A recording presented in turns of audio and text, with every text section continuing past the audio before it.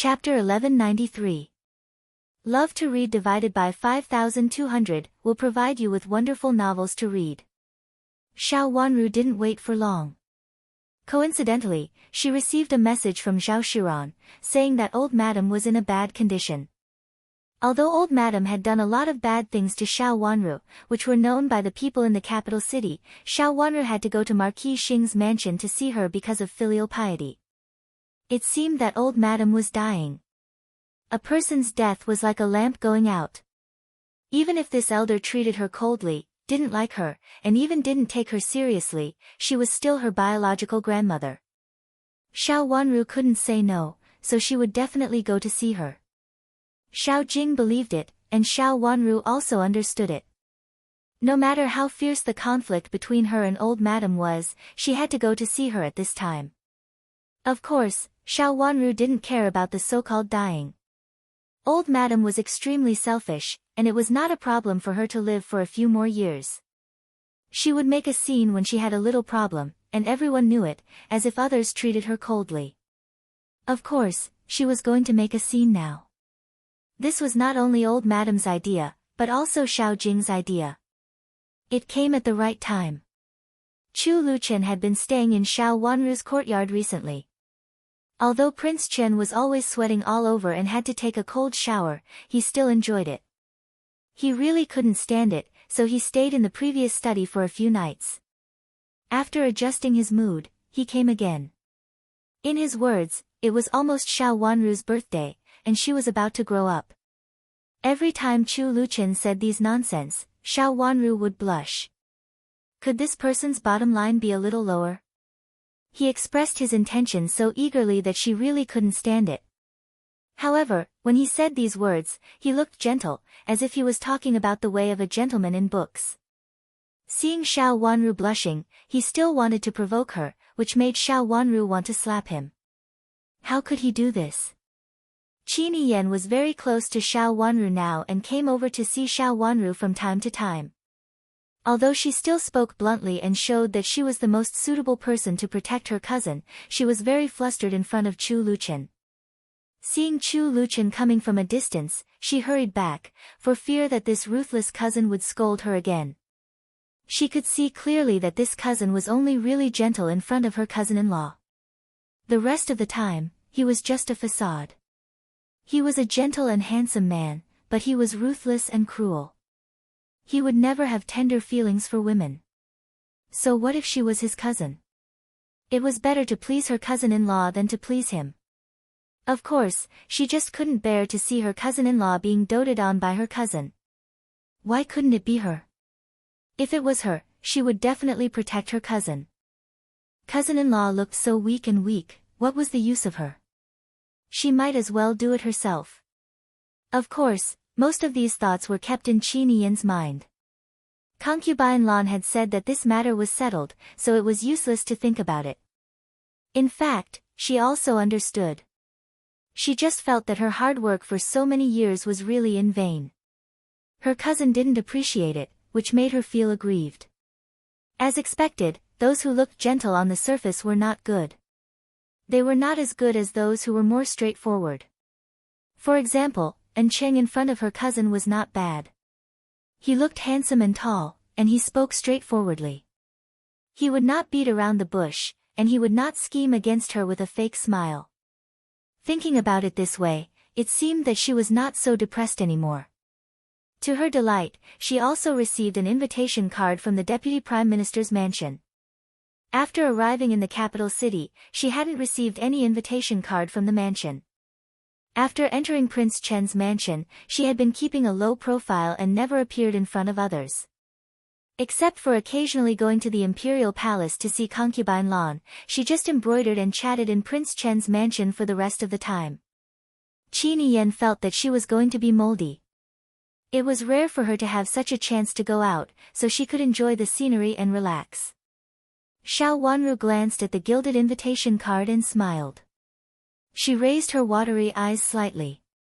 In fact, she didn't object to Qi Niyan going to the Deputy Prime Minister's mansion at all. In fact, Qi Niyan was very simple and wasn't really a bad person. Wen Shiqi was also a good person. If she could be with Wen Shiqi, it would be a good thing. The Deputy Prime Minister's mansion held a marriage selection banquet. Xiao Wanru didn't know how Madam of the Deputy Prime Minister heard about Qi Niyan and invited her. It seemed that Madam of the Deputy Prime Minister was also very interested in her. In the last life, Madam of the Prime Minister had left a bad impression on Xiao Wanru and could even be said to be disgusting. Madam of the Prime Minister's partiality to Gu Shishu was almost outrageous. Because of a few words from Gu Shishu, Madam of the Prime Minister's mansion said that Xiao Wanru had behaved improperly and driven her out of the Prime Minister's mansion. At that time, Xiao Wanru was lonely and had nowhere to go. If she was driven out of the mansion, her situation would definitely be bad and even miserable. However, Qi Niyan was not herself, and Gu Shishu was no longer the Gu Shishu of the past. Qi Niyan, who was backed by Prince Chen's mansion, looked weak, but in fact, she was not easy to deal with. Even if Gu Shishu in the previous life fought with her, she might not succeed, let alone the Gu Shishu in this life was no longer the Gu Shishu in the previous life. Qi Niyan wasn't like her previous life where she had no one to rely on. She wasn't like her previous life where her reputation was ruined. To the Prime Minister's wife, she only married her because she wanted to make up for it. Since she didn't make up for it, she probably wanted to chase her away. Many things had changed because of his rebirth. You can go and have a look and get to know other misses from aristocratic families in the capital. Xiao Wanru looked at the date on the card and said with a smile. The date happened to be the day after tomorrow, which happened to be after she went to Marquis Xing's mansion tomorrow. Although the invitation card of the Prime Minister's mansion was sent to Qi Niyan, an unmarried miss, certainly couldn't go alone. Xiao Wanru, her cousin-in-law, should accompany her. Xiao Wanru was also invited by the Prime Minister's wife. It's really boring to stay in the mansion every day. It's good to go out and have a look. I haven't been to other places since I came to the capital. Qi Niyan was a little tempted. I'll ask someone to prepare clothes for you. There's not enough time. Just bring suitable ready-made clothes. If there's anything inappropriate, just ask someone to make some changes. Xiao Wanru put down the card, looked at Qi Niyan, and said with a smile. No. When I was with concubine Lan, she asked someone to make a lot of clothes for me. After I moved into the prince's mansion, my cousin-in-law also asked someone to make some clothes for me. I haven't worn many of them. Qi Niyan shook her head indifferently and said. Since she called Xiao Wanru cousin-in-law for the first time, she didn't feel embarrassed to call someone younger than her cousin-in-law. It's a banquet. You should dress up more beautifully. Xiao Wanru said with a smile. You don't have to be too beautiful. Anyway, I look like this. Qi Niyan pulled the corner of her clothes and didn't care. Compared with ordinary misses from aristocratic families, she was much more generous and straightforward. Xiao Wanru smiled. Of course, she wouldn't tell Qi Niyan that this was actually a blind date in disguise. In fact, Wen Shiqi and Qi Niyan were quite suitable. One was gentle and elegant, while the other was straightforward and generous. Didn't you like the clothes of Butterfly Clothing Shop last time? It happens that there are new ready-made clothes this year. Don't you want a few sets to wear? Xiao Wanru asked with a smile. No girl didn't like beautiful clothes. Even if Qi Niyan didn't think it was necessary, she was a little tempted at this time. She had seen a set of Xiao Wanru's clothes was particularly beautiful. Not only did it look gorgeous, but even the embroidery and toggle and loop buttons were different from ordinary clothes. At that time, she liked it very much, so she said so casually. Unexpectedly, Xiao Wanru kept it in mind. She was inexplicably moved and felt that her cousin-in-law in front of her was actually a capable person. Well, okay. Qi Niyan thought for a while and felt that she really wanted it, so she didn't refuse. The clothes of Butterfly Clothing Shop were delivered in the afternoon. Madame Dong came by herself with 2 embroidery maids. If anything didn't fit, they could be changed directly. Seeing the clothes sent by Butterfly Clothing Shop, Qi Niyan's eyes lit up. She reached out to touch them and couldn't bear to part with them. Each of them was very beautiful and she liked them. Seeing that she couldn't bear to part with this one, Xiao Wanru simply waved her hand and said with a smile, "Since you like them all, keep them." "No, I can't wear so many clothes. I'll take this one." Qi Niyan shook her head. Although she liked them, she didn't have to take all of them. These clothes are also very beautiful. Butterfly Clothing Shop made a lot of clothes this time. Xiao Wanru rolled her eyes and said with a faint smile. "Really? How can I wear so many clothes? It's enough. You don't have to wear such fancy clothes at ordinary times. It's not comfortable to wear them all the time," Qi Niyan said. Xiao Wanru's words made Xiao Wanru smile more brightly. She understood what Xiao Yanru meant. Xiao Yanru had to straighten her back when she wore such clothes. After getting familiar with Xiao Yanru's character, she found that Xiao Yanru was actually very careless. Sometimes she would practice in her yard and find it troublesome to wear such a complicated dress. Since Qi Niyan had made up her mind, Xiao Wanru didn't insist. She asked someone to make a slight change for her, and the clothes fit her as if they had been specially tailored. Qi Niyan left with her servant girl happily. Madame Dong also returned to Butterfly Clothing Shop with a group of people. The room became quiet. Looking at the sun outside the window, Xiao Wanru's eyes became cold. Tomorrow was the day to go to Marquis Xing's mansion. She had been looking forward to this day for a long time. There were some things that were engraved in her bones, constantly reminding her of the tragedy in her last life. Those grudges had to be avenged eventually. The next day, when Xiao Wanru got up, Chu Luqian had come back from the court. Yesterday, he knew that she was going to Marquis Xing's mansion today, so he had to accompany her in any case. Xiao Wanru didn't want him to go with her at first, but Chu Luqian said that if he didn't go, Xiao Wanru couldn't go either, so she had no choice but to follow him. The carriage went to Marquis Xing's mansion. In the carriage, Xiao Wanru nestled against Chu Luqian's chest with her eyes slightly closed. She looked calm, but her heart had been restless. What kind of roles did Marquis Xing's mansion, Xiao Jing, the Jiang family, old madam, and the third branch play in the tragic situation of her father and mother? Chapter 1194. Love to Read divided by 5200 provides you with wonderful novels to read. Update the latest chapter on medical skills of the Crown Princess as soon as possible.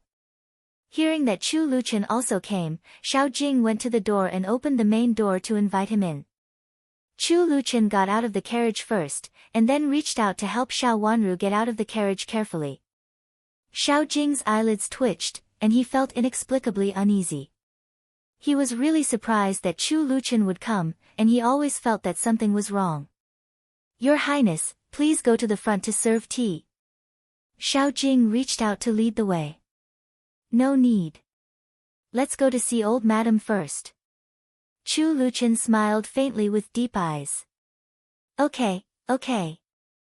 Chu Luqian was Xiao Wanru's husband.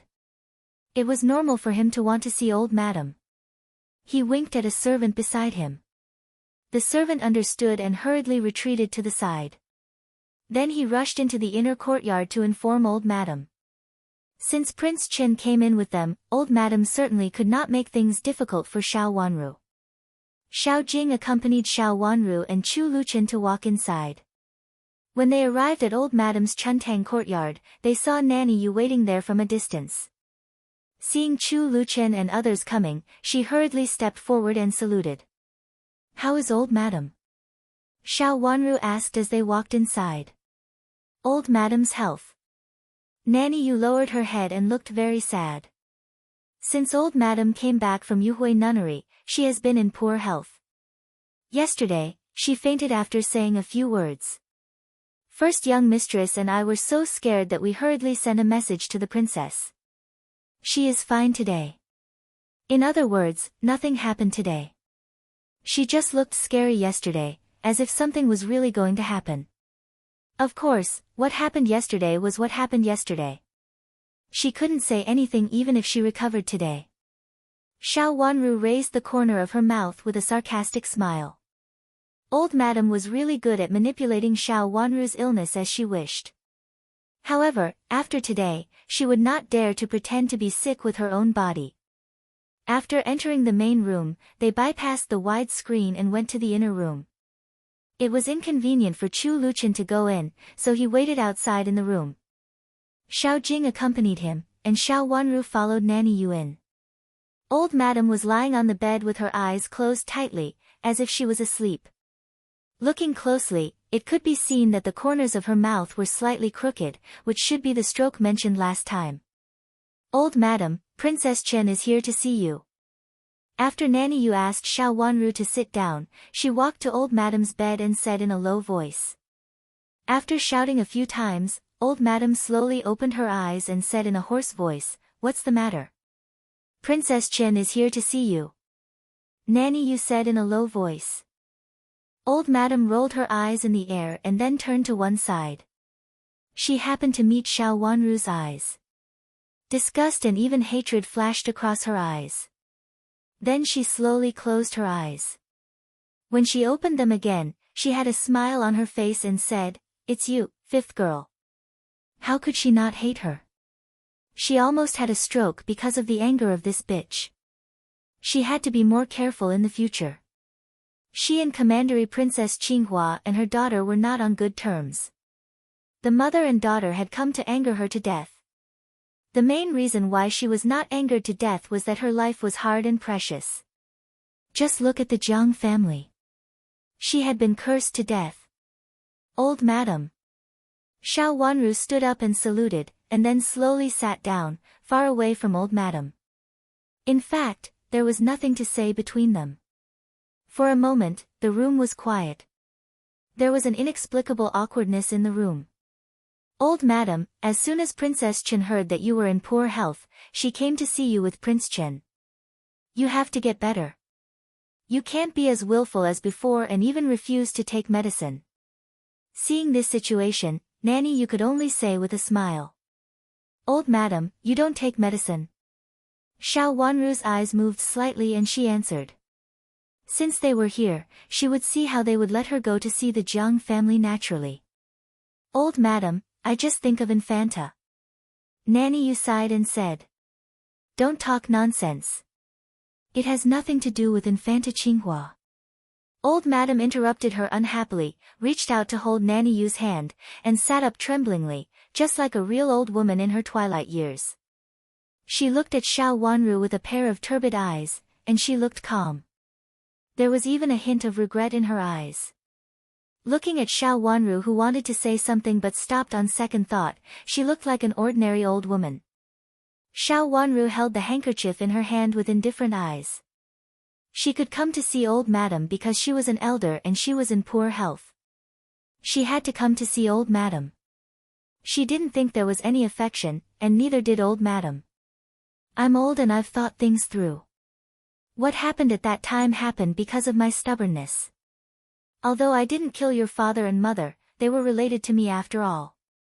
In my heart, in my heart." Old Madam couldn't go on and there seemed to be tears in her eyes. She picked up the handkerchief and gently wiped the corners of her eyes, suppressed the sadness in her heart, raised her head, looked at Xiao Wanru, and said bluntly, "Fifth girl, I was wrong about what happened before." These words clearly appeared in Xiao Wanru's ears. Looking at Old Madam in front of her with tears in her eyes, Xiao Wanru felt that she was ridiculing her. Old Madam was going to play the family card, and it was an old one. "Grandma, don't worry about it. It's all in the past," Xiao Wanru said.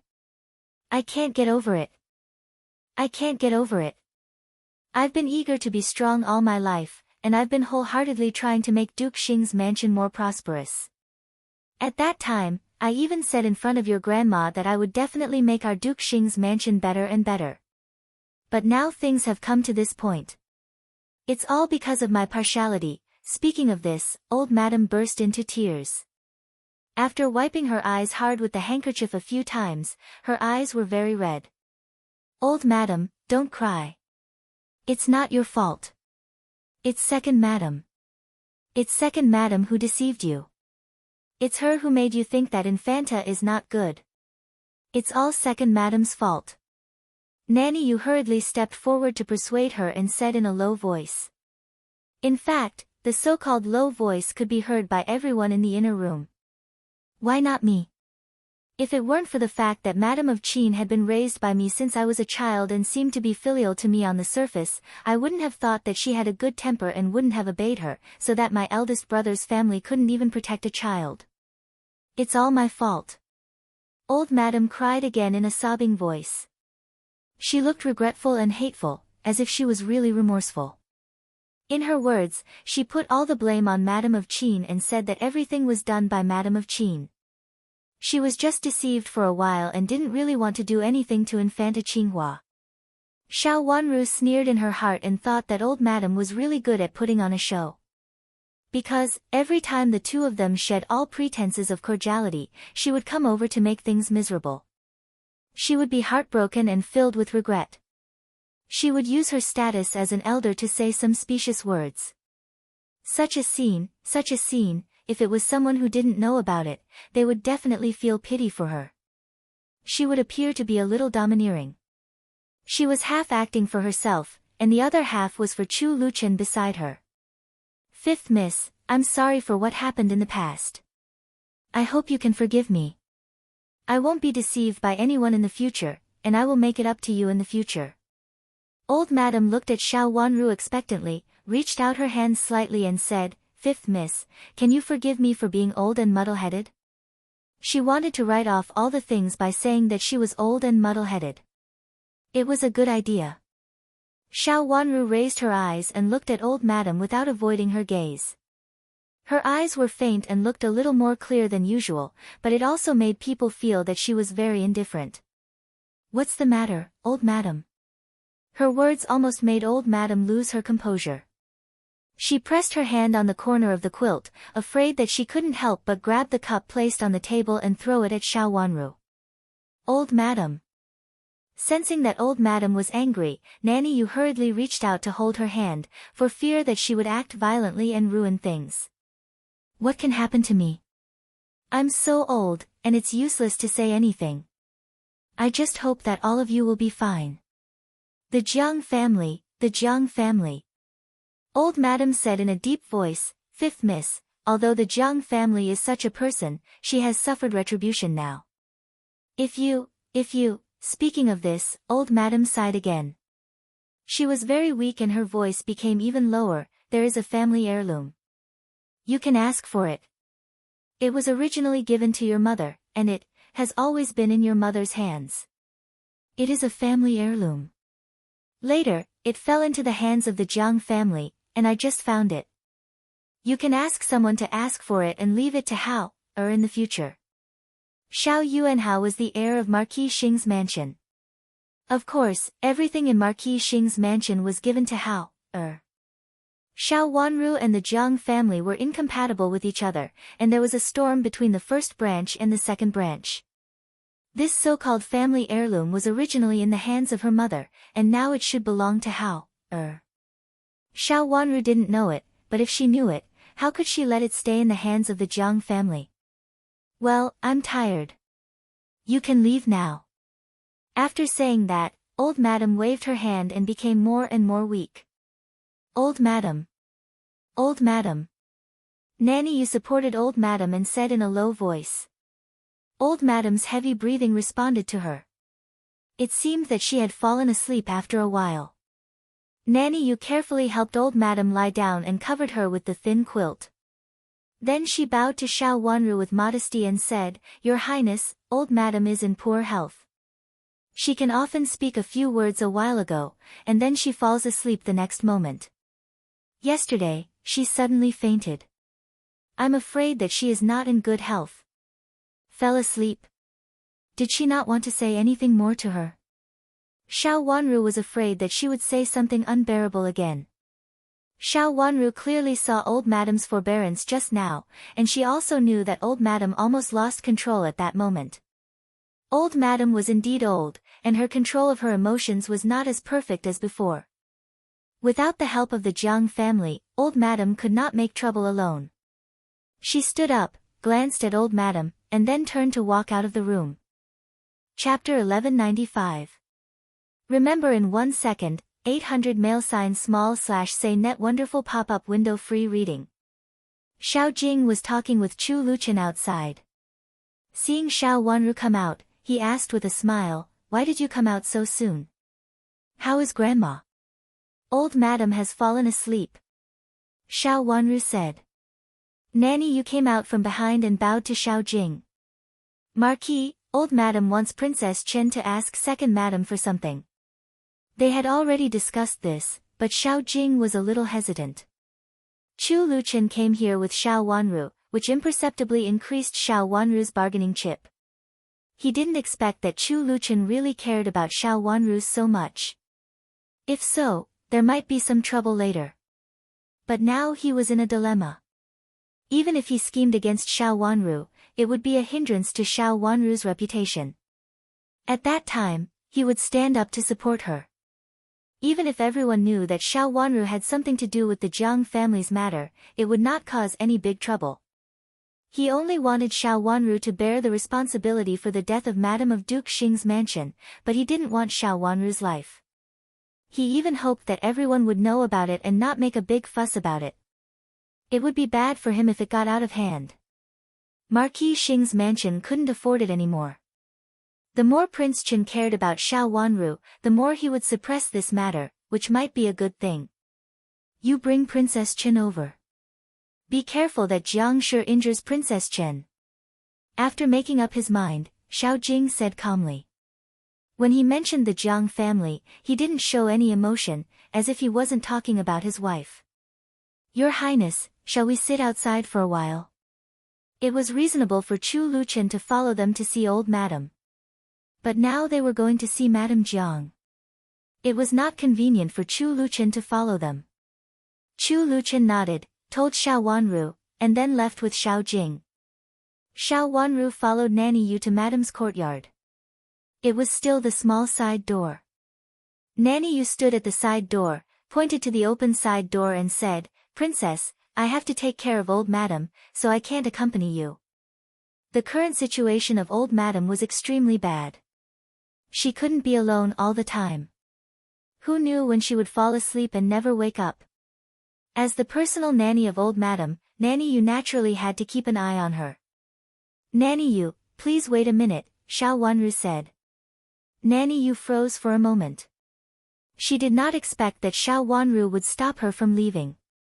"Nanny Yu, what do you think of Marquis Xing's mansion?" Xiao Wanru didn't look at her, but looked at the yard and said, "My mother used to live here, and so did my father. Now that they are all gone, everything here will belong to the second branch. However, Hao has become the heir of the Duke.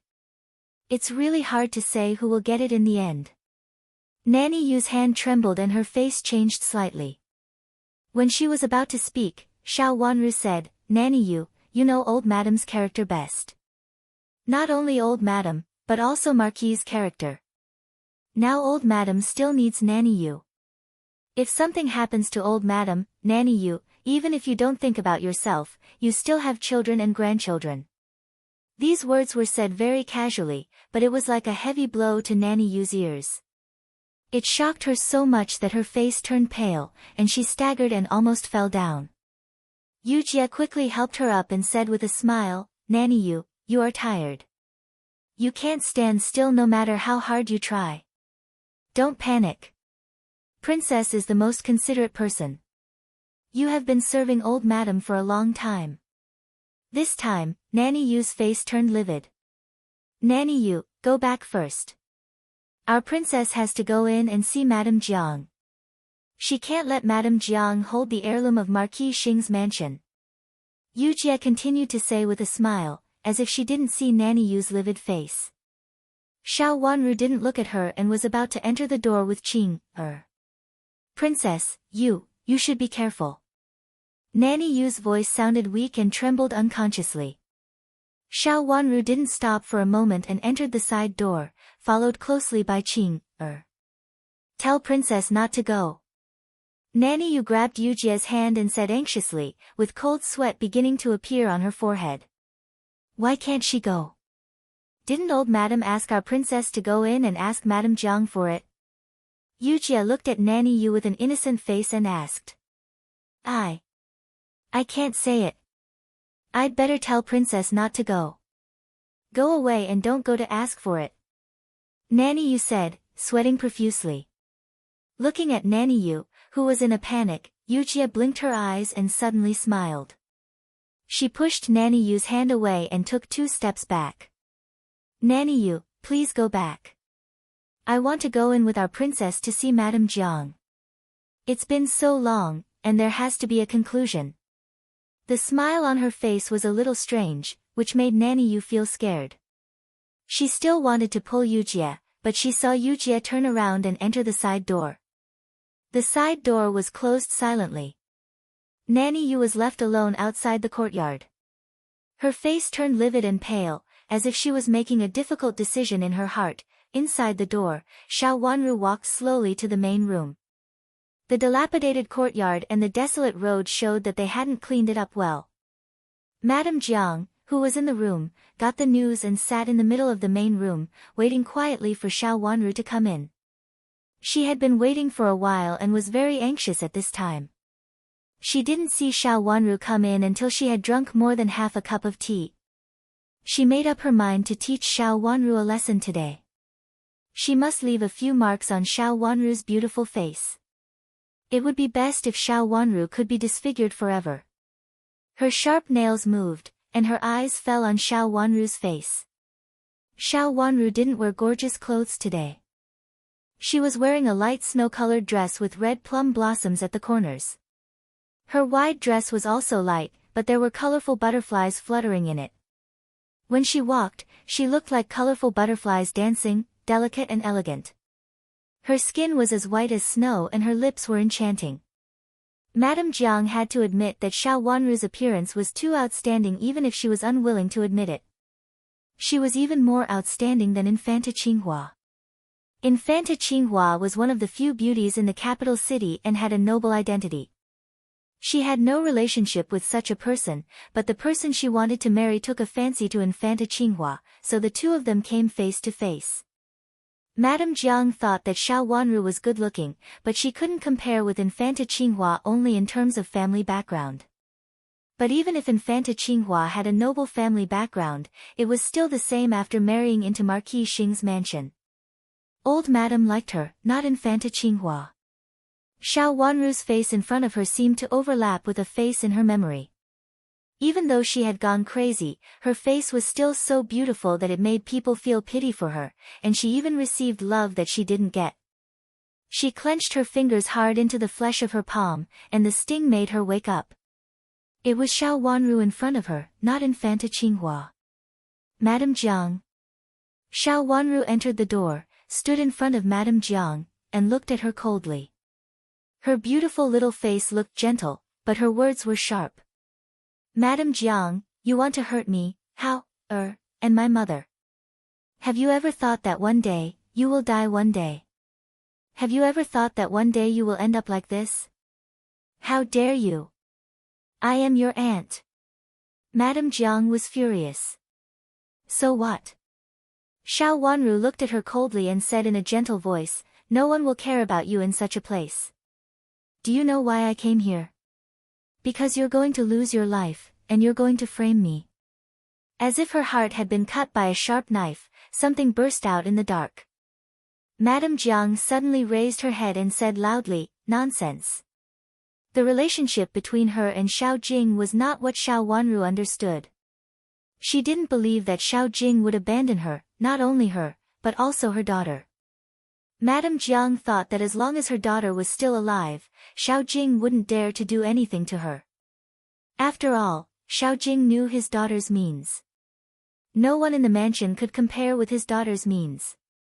Don't you know whether I am talking nonsense or not? Xiao Wanru said indifferently and sat down in a chair beside her. Qing, and Yujia stood beside her and looked at Madame Jiang with vigilance. Second uncle wants to marry a woman from another family and wants her daughter to become the daughter of the legal wife and then marry the prince. Based on your understanding of second uncle, is this reason enough? A woman from another family? No woman from another family can compare with my Ru. Madame Jiang said in a shrill voice and repeatedly warned herself not to be fooled by Xiao Wanru. It was impossible for Xiao Jing to abandon to marry a woman from another family who was nothing. After all, a woman from another family was from another family. Could he really expect her to marry into the royal family and become the mother of the country in the future? Xiao Yanru.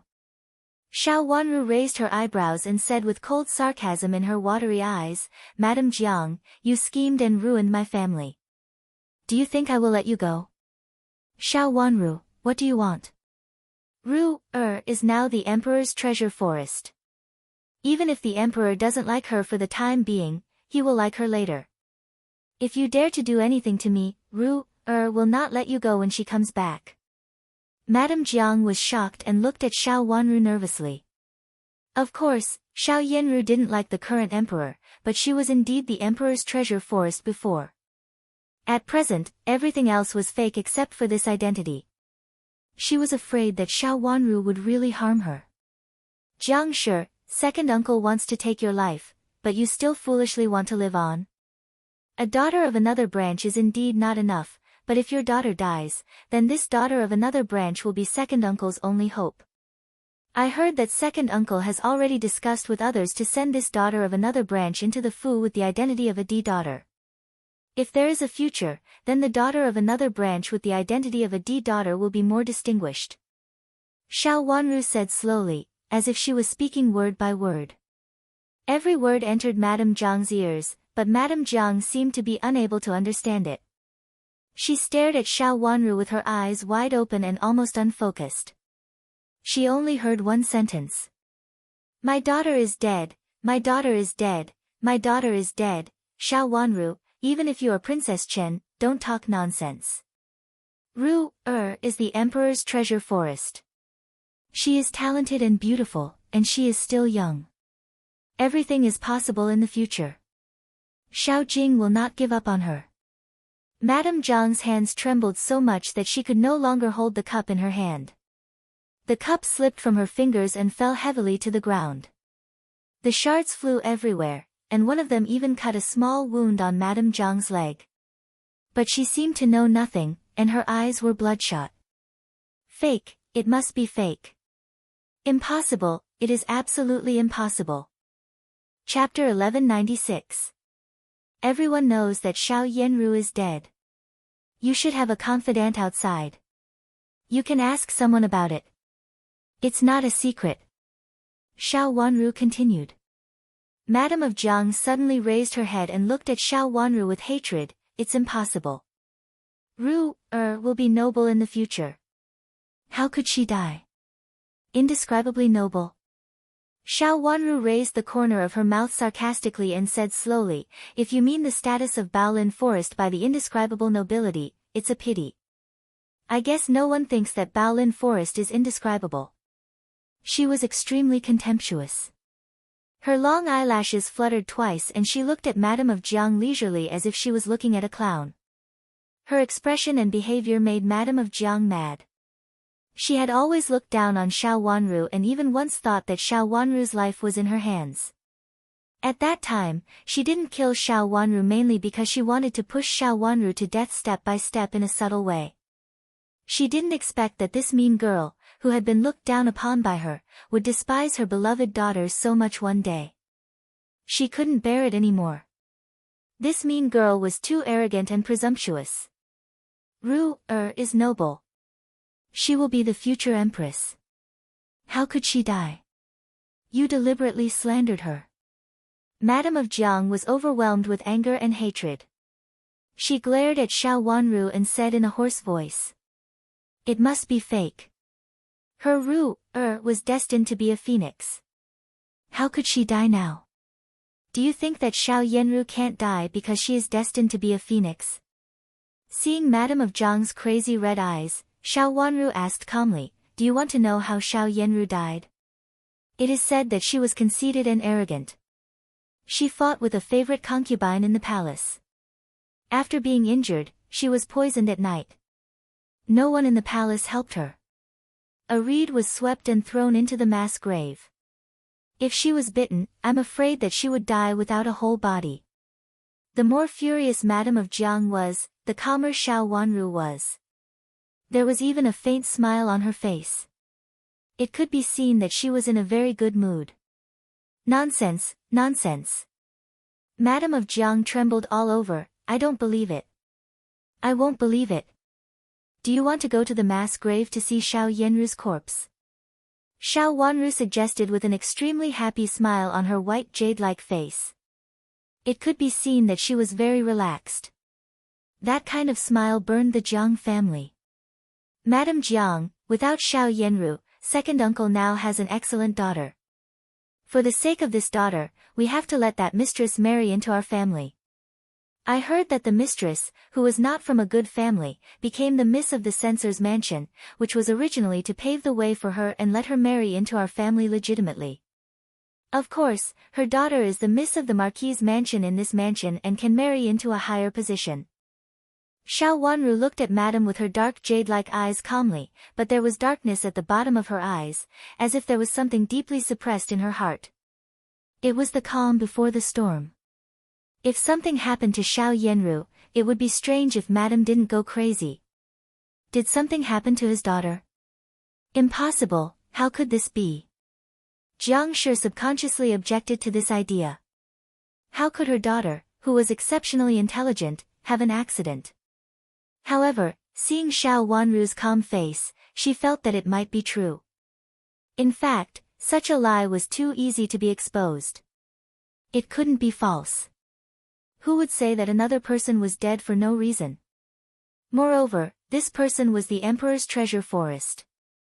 You liar. Madame Jiang gasped and murmured. She covered her chest with all her strength, and her vision darkened. She was in a daze as if the figure in front of her was swaying with blood. Madame Jiang, you killed my mother. Now all the retribution is on your daughter and son. When you were bent on harming people, did you ever think that God was watching what people did? Xiao Wanru said coldly. Looking at Madame Jiang and watching her fall to the ground powerlessly, her eyes were cold. She was not a saint. She couldn't sympathize with Madame Jiang, who had killed her family. Not only would she not sympathize with her, but she would also tear apart all the truth. No, it's not me, it's not me, it's Xiao Jing, it's Xiao Jing. Madame Jiang struggled and said loudly. It sounded like an explanation, but also seemed to mean something else. Where is my mother? Xiao Wanru suddenly asked. I don't know. I don't know, it's Xiao Jing. Xiao Jing who is doing this. Madame Jiang's lips moved twice, and her voice was so low that it was almost inaudible. Xiao Wanru bit her cherry lips hard, lowered her eyes, looked at Madame Jiang, suppressed the palpitation in her heart, and asked temptingly, where is she now? It was the easiest time for Madame Jiang to ask questions when she was so shocked that she lost her composure. No. I don't know. I don't know. I don't know anything. Madame Jiang suddenly stood up, staggered and knocked over a small tea table. She bent down in pain, and the severe pain made her sober for a moment. She looked up at Xiao Wanru and said with a grim smile, what do you want to know from me? Your mother. Your mother has been dead for a long time, and now her bones have been rotten. After saying that, she laughed wildly and stood up with the help of the table. Xiao Yanru was thrown into the mass grave, and it's hard to find a complete corpse. My second uncle has given up on you. He wants that concubine, but he doesn't want to bear the reputation of killing you, so he deliberately deceived me to come here. After I leave, you will die tonight, and he will blame your death on me. Now I am Prince Chen's wife, and I can bear such a reputation with Prince Chen's protection. You and Xiao Yanru have harmed me more than once. This time, I am willing to be the sword in second uncle's hand. Xiao Wanru said with her eyes as sharp as a cold sword. Madame Jiang's eyes darkened. She had intended to disgust Xiao Wanru, but she didn't expect that Xiao Wanru would make her suffer. How could her daughter, her only daughter, fall into such a situation? Xiao Jing had said that her daughter would be destined to be a phoenix in the future, so how could she die young? However, she had an intuition that what Xiao Wanru said was true. Shut up. Madame Jiang reached out to hit Xiao Wanru with a shrill voice. Yu Jie took a step forward and pushed Madame Jiang away. Madame Jiang hit the tea table behind her heavily and was in great pain. Madame Jiang, I came here today to see what happened to you. Back then, you wantonly killed my mother, and now everything is retribution. Xiao Jing can still have a beauty in his arms after you die, and he even married the daughter of the former censor. The status of the daughter of an aristocratic family is not lower than yours. It was only an accident that she became someone's mistress. Others will only pity her and then accept her as a beautiful wife. The next empress might be this mistress. Madame Jiang, you have nothing. Not only do you have nothing, but even your daughter has nothing. Xiao Wanru was aggressive. Madame Jiang's eyes darkened. She wanted to refute, slap Xiao Wanru hard, and tear Xiao Wanru apart. Wanru wanted to trample Xiao Wanru to death and proudly tell her that everything in Marquis Xing's mansion belonged to her and her daughter. Infanta Qinghua and Xiao Wanru were nothing. They were just stepping stones for her and her daughter. How could her daughter have an accident? Her daughter was destined to be a phoenix. Xiao Jing said, sitting on the ground. Madame Jiang was in a daze for a long time. She was trapped in her emotions and could not extricate herself. Sometimes she was crazy, sometimes she was angry, and sometimes she gritted her teeth. If someone saw Madame Jiang at this moment, he would definitely think that she was a lunatic. Her eyes were sometimes crazy, sometimes clear, and sometimes bloody. Ma. Madam, who was calling her? Madame Jiang pressed her head and looked straight in front of her. Finally, she saw a face full of wrinkles in front of her. Madam. Madam, who are you? Madame Jiang asked in a hoarse voice. Madam. I am serving you. The old maid said cautiously. No matter how she looked at Madame Jiang, she felt that something was wrong with her. Sitting on the ground, her hair was scattered, and her eyes looked crazy. Where is Xiao Wanru? Princess Chen has left. You want to see Princess Chen? The old maid shivered in fear, but she had to answer. She was serving Madame Jiang here.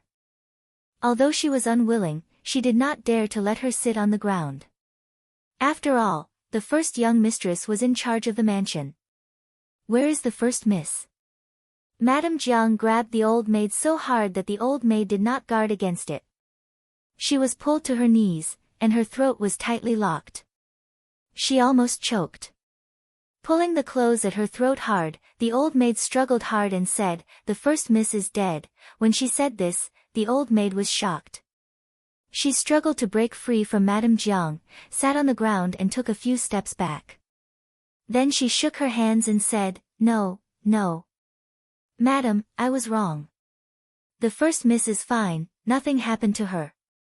The mansion gave an order that no one was allowed to tell Madam about it. Just now, in a panic, she accidentally told the truth. Madame Jiang's hands were trembling uncontrollably. There were only a few words in her mind. The first miss is dead. The first miss is dead. Seeing that Madame of Jiang's head was raised high and her eyes were frantically looking at a place in the air, the old maid was so scared that she shouted a few more times, but Madame of Jiang didn't respond. She hurriedly ran out to call for help. If Madame of Jiang really died, she would be in trouble. After going out of the courtyard, she thought for a while and ran directly to the outer study to find the first young master, who was Madame's biological son, without daring to go to old Madame or Master Ho. The old maid ran out quickly. In the outer study, Xiao Hua heard this and frowned. Did Princess Chen say it? Yes, Princess Chen said it. I heard it from the side. The old maid did not dare to say that she passed the news of Xiao Yanru's death to Madame Jiang and put the blame on Xiao Wanru. Go back and tell first grandma to see Madame. Xiao Hua thought for a while and said. Yes, I will go to first grandma now. The old maid breathed a sigh of relief. It was good that someone was in charge of this matter. She was afraid that no one would take care of it. If something happened to Madame Jiang, she would be blamed on her. The old maid hurriedly went to find Zhao Shiran. It was up to Zhao Shiran to make a decision. End of this chapter. Chapter 1197. Zhao Shiran didn't go to old Madam's Chuntang courtyard. She stayed in her own yard. Old Madam told her not to come, so she didn't want to get involved in it. It was not a good thing anyway. She'd better stay away from it. Suddenly, an old maid came to report. It was Xiao Hua and who asked her to come, so she asked the servant girl to bring her in. First, young mistress, please go and have a look. Madam. Madam is going crazy. As soon as the old maid entered the door, she panted. She ran from the inside to the outer study and then from the outer study to the inside. She was exhausted. Tell me slowly. What's going on? Zhao Shiran frowned and asked. The old maid calmed down and told everything in detail. She said that Princess Chen seemed to have told Madam about the first miss, and Madam seemed to have gone crazy at this time. Zhao Shiran suddenly stood up and asked, Is Princess Chen still here? Princess Chen stood for a while and then left. The old maid said. Let's go and have a look. Although Zhao Shiran didn't want to see Madam, she had to go at this time. When she arrived at Madame Jiang's room, she saw that Madame Jiang was already sitting on the chair with messy hair. She looked at the door coldly. Her eyes were clear, and she was not as crazy as the old maid had described her to be. Mother? Zhao Shiran went forward cautiously and called her tentatively. Madame forced a smile on her face. It was very ugly. Such a smile was uglier than crying. Something happened to her. First sister. Something happened to her. Since Xiao Wanru said it, she couldn't hide it, so she could only follow the topic and said. Why didn't you tell me? Madam screamed. I was afraid that you would be too sad, so father told us not to tell you. He said that you could stay in the yard quietly. Since he said it, Zhao Shiran didn't hide it. Xiao Jing means. Madam's eyes were as vicious as a snake hiding in the dark.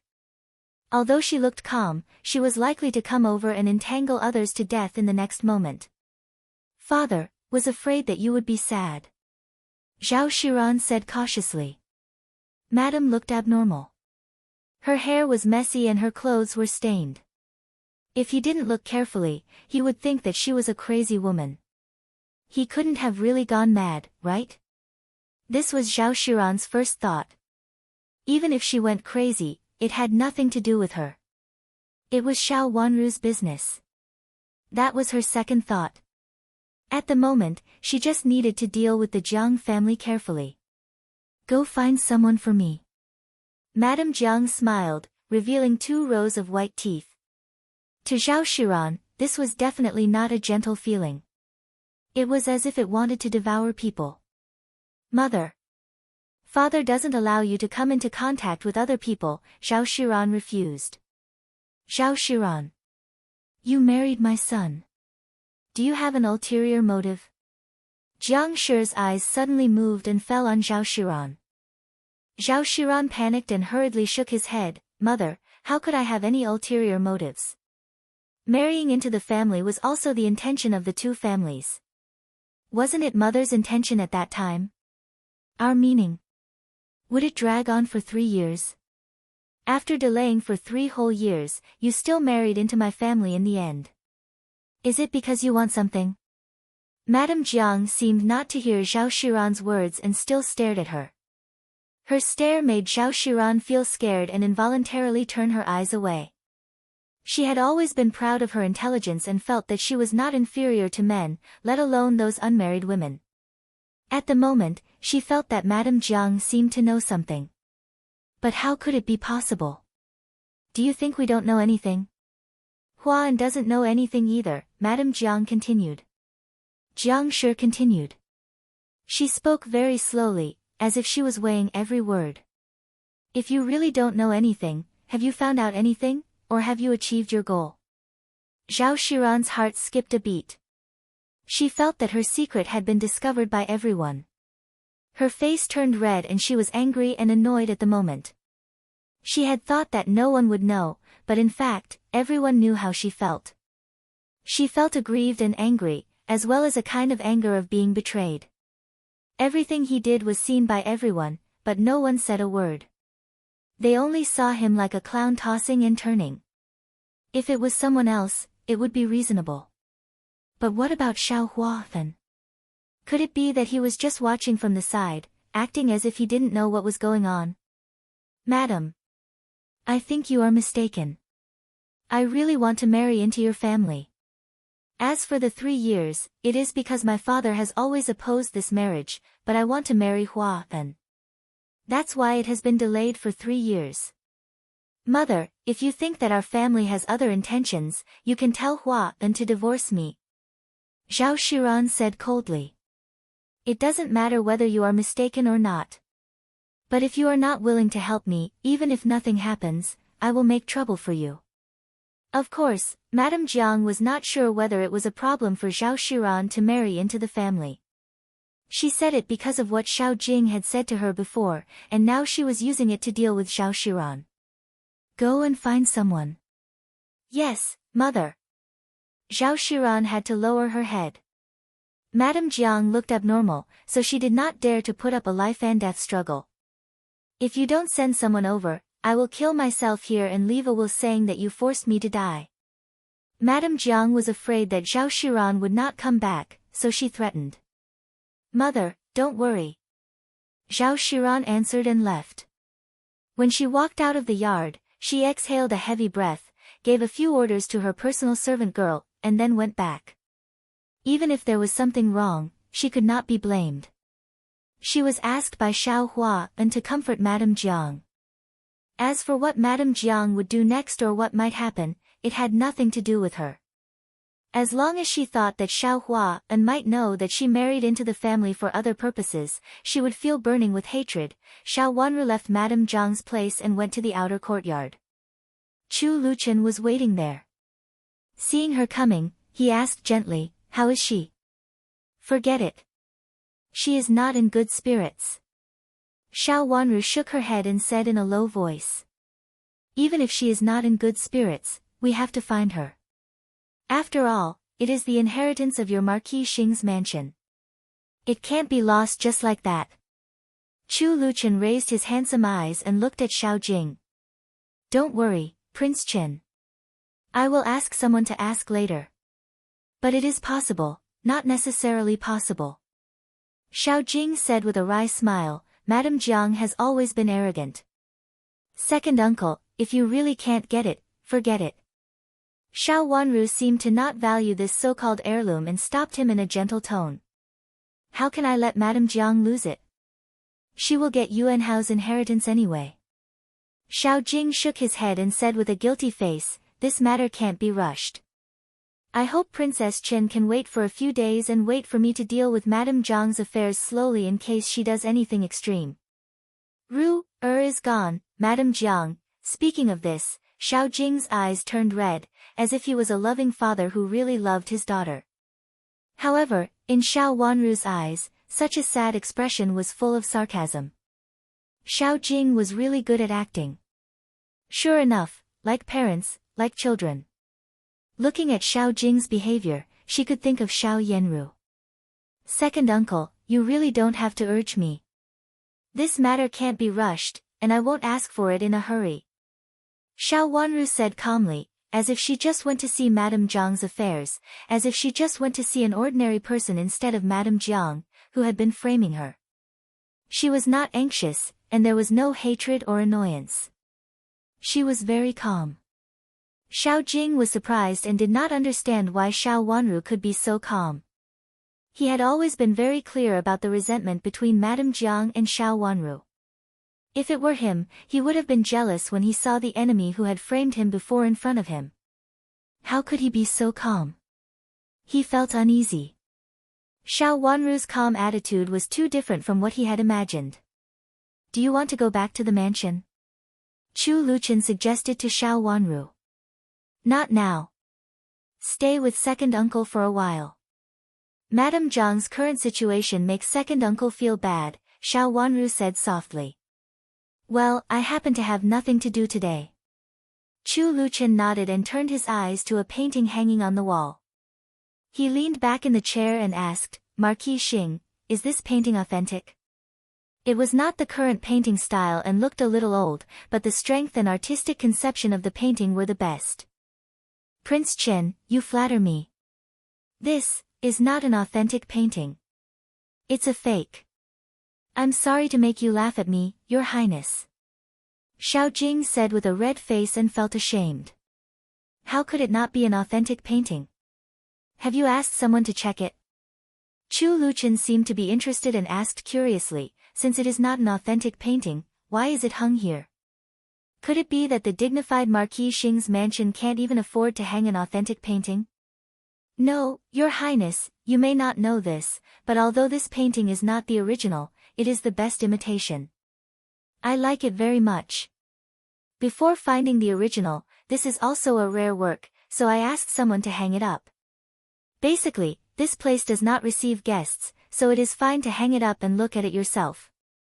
Xiao Jing explained with a red face. This study was in Xiao Jing's courtyard. Just now, Xiao Jing came all the way to bring Chu Luchen here. Originally, he thought that Chu Luchen would not stay here for a long time. Unexpectedly, Xiao Wanru deliberately asked Chu Luchen to stay, but Chu Luchen saw the fake painting and felt very uncomfortable. Seeing that he was so uncomfortable, Chu Luchen stopped asking about the painting. Instead, he paid attention to other things in the study and asked about some small decorations in the study from time to time. Xiao Jing asked questions and answered him, so it was not boring. Xiao Wanru sat by the window of the study and looked at the back window. Her eyes twitched slightly and her long eyes looked at an old maid in the courtyard, an old maid. This old maid attracted her attention. Although she just glanced at her casually, she could tell that this old maid was different from the servants in other courtyards. Chapter 1198. In fact, in terms of appearance, this old maid was no different from other old maids. She looked to be in her 40s and looked very stout. She looked just like the ordinary rough old maids in the yard, but if one took a closer look, they would find that the clothes worn by the rough old maids were not as good as the ones worn by this old maid. If it weren't for her stout appearance, Xiao Wanru would have guessed that she was a supervisor nanny. But judging from her stout appearance, she was just a rough old maid. She was very fat, big, and strong. The other servants in Xiao Jing's yard were all very thin. Even the rough old maids with brooms were not as big as she looked. She was the only one here, which showed that she was different from the servants Xiao Jing usually used. Besides, Xiao Wanru had returned to the mansion for a period of time. When she returned to the mansion before, she was sure that she had never seen this old maid or heard of such an old maid. If she saw such an old maid, she would definitely remember her. Even if she didn't see her, the people around her would definitely report it to her if they had heard of it. She had asked Qing to keep an eye on Xiao Jing's yard before, but she hadn't found anything unusual or anyone unusual. This old maid should have entered the mansion recently, or she entered the mansion after she got married, so she knew nothing about her. However, this old maid obviously didn't seem to have just entered the mansion. Seeing that there were people bowing to her along the way, it could be seen that her identity was not ordinary. Xiao Jing was a suspicious person. He would not treat a servant who had just entered the mansion and looked like a rough old maid as his confidant. This person was very suspicious. Your Highness, I'm going out for a walk. Xiao Wanru stood up in boredom. Don't go too far.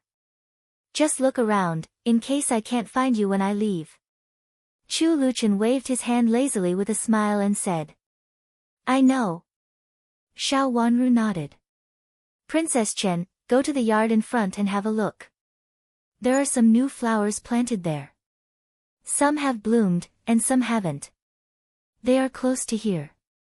Xiao Jing suggested with a smile. Okay, I'll walk around here first and then go over to have a look, Xiao Wanru said. Walking out with the two maids, Xiao Jing frowned uneasily. Suddenly, he strode to the door and ordered the manservant standing by the door, take Princess Chen to enjoy the scenery. Tell the servants in the yard to leave, lest they offend Princess Chen. Marquis, I understand. The manservant cleverly replied and retreated to the door. Xiao Wanru came out. There were not many servants outside the door. When a few servant girls and old maids saw Xiao Wanru come out, they immediately stood still and saluted her. After a while, the fat old maid she saw before had disappeared. Looking in the direction where she had gone just now, Xiao Wanru walked casually. There was an attic over there, which was higher than the entire courtyard. Xiao Wanru had seen the attic from a distance in her own courtyard before. Your Highness, come with me. I'll take you to see the newly arranged flowers. They were newly arranged after you got married. Marquis said that there were fewer and fewer people in the mansion. Seeing that the misses got married one by one, it was no longer lively, so he specially asked someone to come over and plant a lot of flowers. The manservant stepped forward cleverly and said with a smile. His words were very pleasing and explained Xiao Jing's sudden action of planting flowers. This kind of thing used to be the concern of the inner court. A man couldn't always pay attention to planting flowers and grass. What's that? Yujia narrowed her eyes and pointed in the direction of the attic under Xiao Wanru's hint. There are just some sundries there. There's nothing good there. It can't even be used for living. The manservant said with a smile and then made way for her to go out. Your Highness, please come with me. The courtyard is very close to here. Xiao Wanru looked up at the attic. The curtain above the attic was tightly drawn, so she couldn't see what was inside. It was just an attic, so there was no one there. A scene suddenly flashed through her mind. She seemed to have seen the light in this place at night. Did it come from this attic or somewhere else?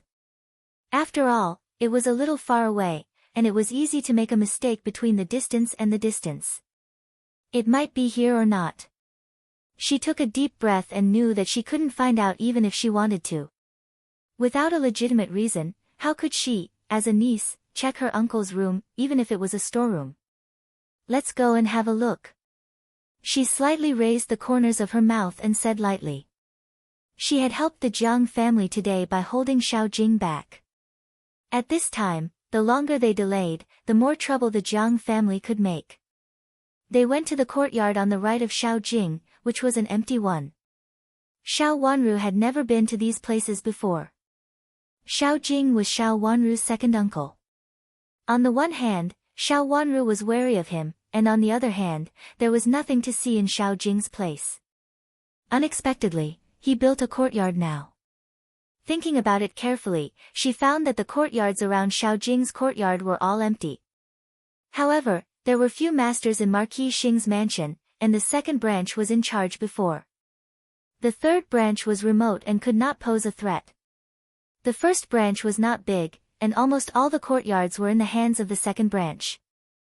Xiao Jing wanted to live comfortably so as not to be disturbed. Therefore, it was not a big deal to empty a few courtyards around him. Xiao Wanru had known this pattern when she was in Marquis Xing's mansion, so she didn't care about it. But now she was inexplicably a little confused. There were indeed many flowers in the courtyard, which had just been planted. There were also a few shrubs, which were placed not too far away, making the original courtyard full of vitality. It was summer. There were no fragrant flowers in spring, but there were still some heat-resistant flowers in full bloom in the sun, which made the scenery quite beautiful. When did second uncle ask someone to arrange it? It's really good. Xiao Wanru praised as she walked and asked casually. Marquis just thought of it by accident. He thought that after arranging it here, he could walk around and have a look when he is tired. It's very pleasing to the eye. The servant replied and kept leading the way in front of Xiao Wanru in a fawning manner. Go over there and have a rest. The princess is not from another mansion, and she knows the way. Yujia impatiently pointed to a pavilion not far away and said, You are tired of running around, and our princess is even more tired of running around with you. I'm slow. The Marquis asked me to accompany the princess. If the princess dislikes me, how can I report to the Marquis? The servant said with a sad face and felt aggrieved. Don't worry. We won't say it. If you don't say it, no one will know. Yujie curled her lips and said indifferently. How can no one know it? This mansion is full of people. Even if we don't say it, someone will definitely see it and tell the Marquis. Sister Yujie, please have pity on me. Don't send me away. The Marquis has prepared a board for me. I dare not be lazy. The servant said pitifully. Yujie, don't make things difficult for him. Just take him with you. Xiao Wanru said to help the servant out. Thank you, Princess Chen. Thank you, Princess Chen. The manservant was overjoyed and bowed repeatedly. Seeing how eager he was, the master and servants all stood up. It was really hot. After walking a few steps, Xiao Wanru went to the pavilion and sat down. Go and get a pot of water and a cup. Our princess will rest here for a while and enjoy the flowers, Yujie instructed the servant. Seeing that they sat down and did not walk around casually, the servant breathed a sigh of relief and said, I'll get it right away. As he said, he ran out quickly. This place was close to the Marquis's courtyard, so he naturally went to the Marquis's courtyard to get the things. Qing, did you see the old maid who did rough work before? Xiao Wanru's eyes fell on a bush in front of her, but she said to Qing, Your Highness, I didn't notice her just now. Qing, shook her head in shame. She had been following the princess at that time, so she only paid attention to the people in the room and didn't notice the person outside the window. When the princess pulled her sleeve to hint to her, the person had disappeared. Your Highness, I saw her. Yujie said. She was in the same direction as Xiao Wanru at that time. Seeing Xiao Wanru looking out of the window with confusion, she took another look at it. She was shocked to see such a big old maid at the sight of it. Have you heard of such an old maid in Xiao Jing's courtyard before? Xiao Wanru's eyelashes fluttered and she asked. If she saw such a person, her servant girl would have reported it to her long ago, so she must have never seen such a person before. I've never heard of such a fat man with such a thick waistline. It seems that he has great strength. I've never heard of such a person in the Marquis's mansion, not to mention in the Marquis's courtyard. I've never heard of such a person in the whole Marquis's mansion. Yujie said quickly, if I see such a big old maid, I will definitely tell you about it, Your Highness. It seems that she is stronger than me. He was tall and burly, looking as if he had a lot of strength. It was an indescribably strange feeling. Your Highness, I saw an old maid looking at the courtyard again and again outside the gate of the courtyard. Although it was very hidden and she didn't seem to pay much attention to it, the old maid squinted at us from time to time. At a glance, I knew that she was staring at Marquis Xing's residence. I don't know whether she was staring at us or Marquis Xing. Qing, reminded Xiao Wanru of the other ordinary old maid she saw outside the gate of the courtyard just now. She shouldn't be staring at us. She should be staring at Xiao Jing. Xiao Wanru shook her head. Old Madam planned to plot against her with Xiao Jing again. At this time, neither Old Madam nor Xiao Jing dared to let anyone stare at her, for fear of being discovered by her. If someone was staring at them outside the gate of the courtyard, it was most likely Zhao Shiran. Xiao Wanru made an unintentional guess, but she guessed it right. After watching for a while, the servant came back in a hurry with a teapot and teacups. After putting them on the table, he stood aside with his hands and shoulders down. He didn't directly drink them, which was very well behaved. Yujie poured a cup of tea and placed it on the stone table. Xiao Wanru took it and was about to drink it. Qing, wanted to stop her, but when she saw that Xiao Wanru had drunk a mouthful of tea, she waved at her anxiously. Xiao Wanru shook her head calmly. It was impossible for Xiao Jing to harm her at this time. Chu Luqian was still sitting in Xiao Jing's courtyard. It was about time. Chapter 1199. Marquis. Marquis. A servant came in with a panicked face and reported, Marquis. Madam, is at the door. What is she doing at the door? Let her go back. Xiao Jing said unhappily and waved his hand. He thought that the so-called door was the door of his yard. Marquis, so many people are watching. I dare not go up to pull madam, the servant said with a sad face. He was a servant guarding at the door, who was responsible for reporting to the inside for the guests. Marquis Xing's mansion used to be very prosperous. People came to visit from time to time, and sometimes they sent gifts and visiting cards. There were a lot of benefits at the door, and the servant was also very busy. But now it was different. He didn't see many people come for half a month. Today, Prince Chen and his wife came over. The servant felt that there would be nothing to do today, so he rested beside the small room at the gate. Suddenly he heard someone calling the door, so he came out lazily and wanted to see who it was. When he saw the person in front of him, he didn't recognize her at the moment. She was unkempt and even her clothes were messy. At first glance, she looked like a beggar. He said impatiently, go away. This is not the place for you to be a beggar. Go to another corner and squat down. Don't block the entrance of the mansion. As he said, he stepped forward and pushed her. The woman was pushed to the ground and fell heavily on the ground. She screamed, which attracted the attention of people passing by.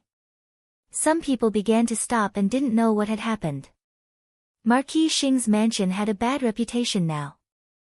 Everyone knew that the so-called etiquette, righteousness, integrity, and shame of this family was actually not so good. They just looked good on the surface. The madam of their mansion was like this, so was the first Mississippi. Even Marquis Xing didn't seem to be a good person. Otherwise, how could he have been demoted again and again?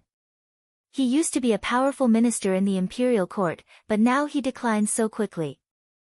Some sharp-eyed people found that although the woman's clothes were messy, the material she was wearing was good, and she didn't look like a real beggar.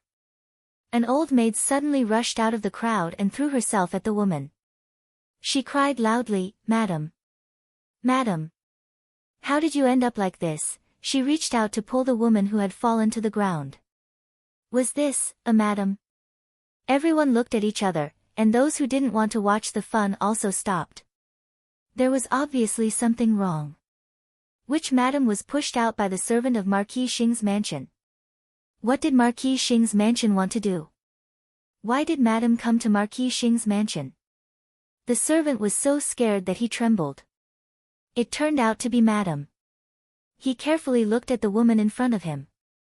The woman was half carried by the old maid, and her hair fell down, so he could not see her face clearly. But was it madam? There were only a few madams in the mansion. It could not be the third madam or the old madam. As for Madame Jiang, she had not appeared in public for a long time and had always been in her own yard. How could there be any madam? Thinking of this, the manservant became more courageous.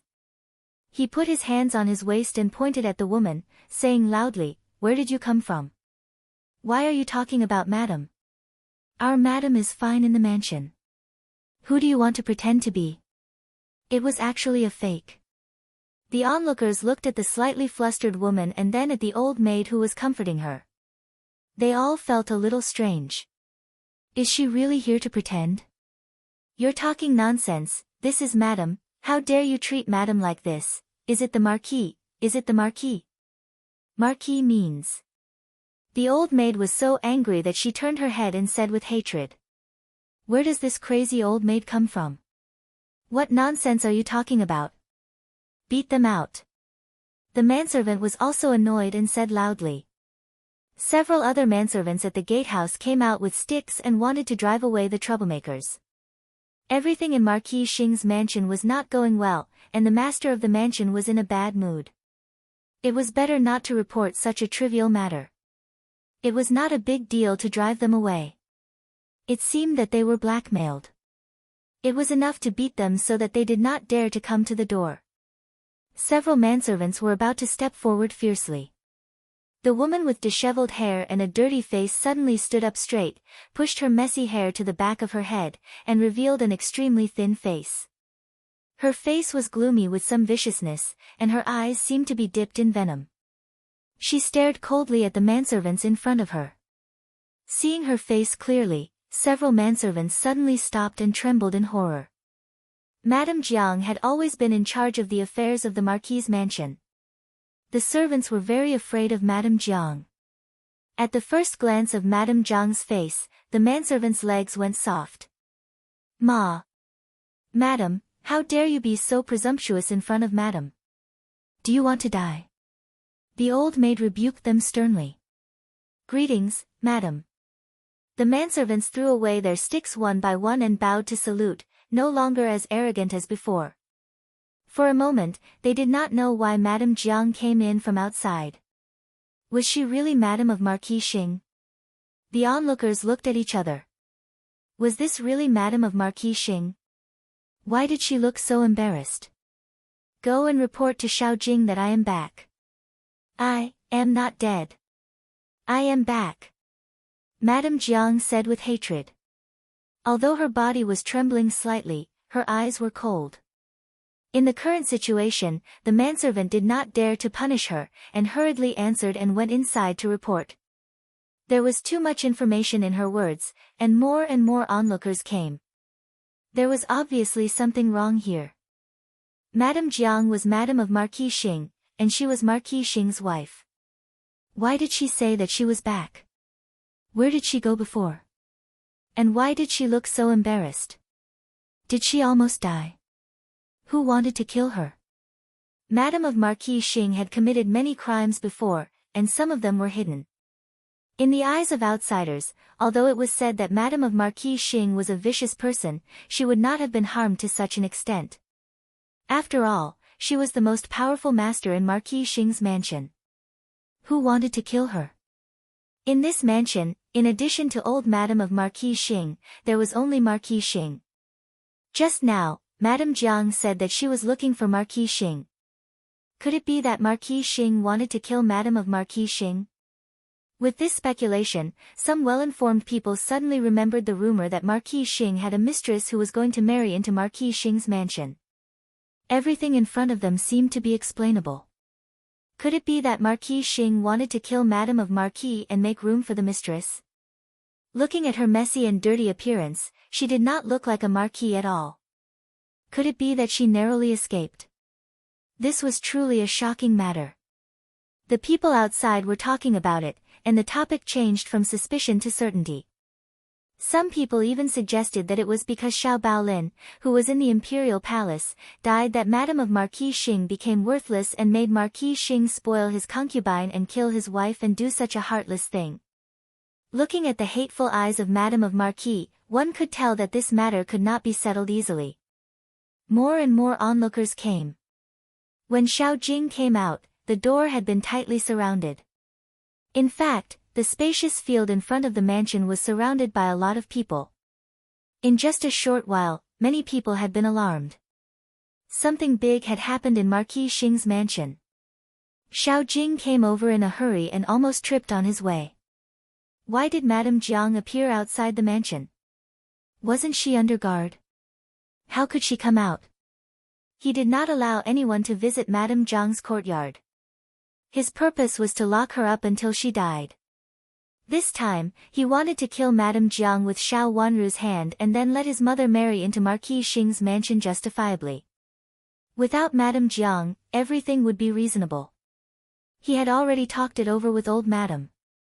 After Xiao Wanru returned to the mansion today, he would let Madame Jiang kill herself. The reason was that she could not bear Xiao Wanru's coercion and committed suicide.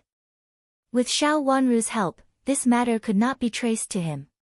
He could also express his goodwill to Princess Chen and not hold Princess Chen responsible.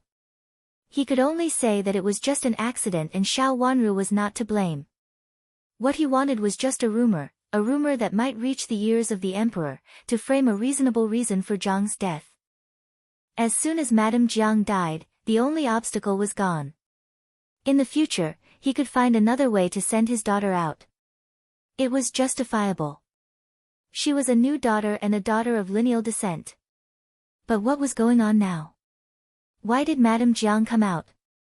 It could not be released by Xiao Wanru. When Xiao Wanru went to Madame Jiang's courtyard, he secretly asked someone to keep an eye on her and watched her leave. Nothing happened, but he heard Madame Jiang's sharp voice coming from inside. Xiao Wanru and Madame Jiang would definitely not be calm when they met. This was what he had guessed. The relationship between the two of them was like fire and water. It was impossible for Xiao Wanru to just go to see Madame Jiang without saying anything else to provoke her. It was normal for Madame Jiang to scream when she lost control of her emotions. For this reason, he specially arranged some servant girls and old maids to work near Madame Jiang's courtyard. These people would be evidence to prove that Xiao Wanru had angered Madame Jiang and that Xiao Wanru had said something. After Xiao Wanru's death, Madame Jiang couldn't take it easy and died. When he came to the gate of the mansion and saw a large group of people in front of the gate, Xiao Jing showed anger on his round face. Madame Jiang disappeared from the mansion inexplicably and came to the gate of the mansion. What did she want to do by making such a big scene? However, Madame Jiang had always been selfish. At the moment, he could only coax her to calm her down and then make plans later. In order to coax her, he could even agree to some excessive conditions for her. Anyway, Madame Jiang would die in the future.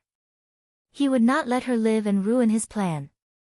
Thinking of this, Xiao Jing felt a little relieved. He didn't know that Madame Jiang's temperament had changed greatly because she knew that her daughter was dead. "Madam, why are you here? What happened?" Xiao Jing walked up to Madame Jiang, tried to calm down the anger in his heart, and showed a little concern. Regardless of Madame Jiang's dirty clothes, he reached out to help her and asked gently.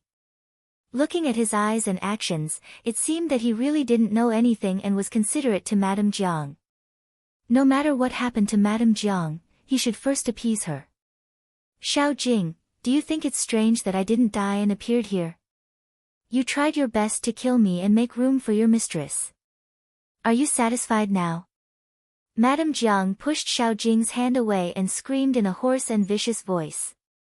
Chapter 1200. Xiao Jing didn't expect that the madam would say something like that. He took 2 steps back to steady himself. His eyelids twitched, and he immediately knew something was wrong. "Madam, are you still in a bad mood? Why are you thinking about such trivial things again? Let's go back. Someone, go find a doctor. Madam's phlegm is acting up again." Xiao Jing reacted quickly and grabbed the madam's hand. He pulled her hand hard, but it seemed that he was just pulling her hand gently. He pulled Madame Jiang to follow him for a few steps. A manservant answered and rushed out to look for a doctor. So the Marquis's wife hadn't appeared in public recently because she was crazy? The so-called phlegm syndrome meant that her mind was confused by phlegm, and sometimes she was crazy. Was it true? "Xiao Jing, your daughter is dead, and you want to marry a concubine's daughter. You even want to send this bitch's daughter to the prince's mansion and give her the title of the legitimate wife. You are so cruel. What did you say when Ru-er was alive? Ru-er is just. You want me to give way to a bitch's concubine? If you want to die, I will die here today." The madam struggled hard, trying to get rid of Xiao Jing's control. But she was just a woman, and a woman who had been locked up for so long. She was very thin and didn't have much strength. She just reached out her hands to slap Xiao Jing's body and face, and scratched him mercilessly. Her eyes were red. Yes, everything Madam said is right. It's my fault. I didn't take good care of you. Ru-er is gone, but we still have Huan. Even if you don't think about me, you have to think about Huan." Even though there were scratches on his face, Xiao Jing still held her hand in a good temper, trying to calm her down. Compared to Jiang Shi's vicious gaze, his gaze was extremely kind. Moreover, there was a tinge of sadness in his gaze. He looked truly heartbroken. How could he not be sad when his wife became like this? His daughter was gone, and his wife was crazy. Anyone in such a situation would be sad. So, the madam was really crazy. The people who had been talking about Xiao Jing began to sympathize with him. They saw Xiao Jing's tolerance for his wife. A man's tolerance for his crazy wife was very touching. As he spoke, Xiao Jing pulled Madame Jiang towards the door. He exerted his strength and Madame Jiang staggered forward, but the expression on her face could be said to be tender and pitiful. Just a few more steps and he would be able to drag Madame Jiang in. A ruthless look flashed across Xiao Jing's eyes. This time, he would not give Madame Jiang a chance to escape. He tightened his grip on Madame Jiang's wrist. Xiao Jing, let go of me. Let go of me. You want to kill me. Let go. Madame Jiang struggled with all her might, but she couldn't resist Xiao Jing's strength. He was about to be pulled through the door. An old maid suddenly rushed over and hit Xiao Jing hard with her body, shouting, "Madam, I'm here to save you. Marquis, please spare Madam." As she spoke, she bumped into Xiao Jing. Xiao Jing didn't expect that an old maid who didn't look strong would really dare to bump into him, so he pulled Mrs. Jiang back a few steps. When he loosened his grip, Mrs. Jiang was pulled over by the old maid. "Xiao Jing, you can't tolerate my life. Do you have to kill me? You don't want to spare my life. Is it because you killed the former heir of Duke Xing and Infanta Qinghua?" As soon as Madame Jiang loosened her grip, she screamed. Her wrist had been pinched in Xiao Jing's hand just now, so no one noticed it. At this time, they immediately saw a fierce red mark on her wrist. How hard would it take to stretch a person like this in such a short time? Hearing Madame Jiang's words, everyone's face changed dramatically. "What nonsense are you talking about, Madame Jiang?" "Well, stop it. The doctor will come in a moment. Just use some medicine." Xiao Jing's heart suddenly skipped a beat, and he immediately knew that it was not good. He secretly hated himself for being soft-hearted at that time. If he had known that Madame Jiang would do something bad, he would have directly killed her. At most, his reputation would be a little bad. As long as no one in the mansion investigated it, it was not a big deal. He quickly stepped forward to pull Madame Jiang. Madame Jiang took a few steps back and suddenly laughed wildly. "Xiao Jing, are you afraid? Do you also know fear at this time? Am I crazy?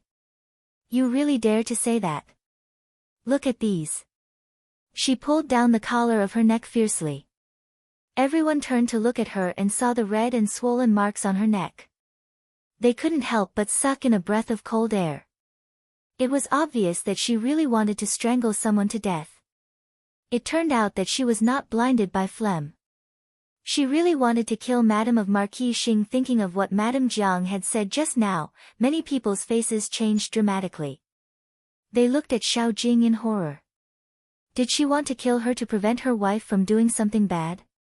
She wanted to strangle her to death, but they didn't expect that she had escaped. "Xiao Jing, my daughter is dead. You're the one who caused her death. Now you want to marry your mistress and marry her.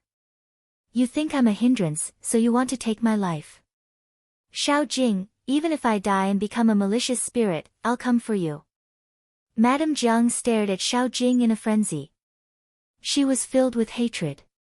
Her daughter, her charming daughter, was dead. Xiao Jing even wanted another woman to replace her and her daughter. She would not agree even if she died. She didn't believe that the cheap woman was the daughter of the censor.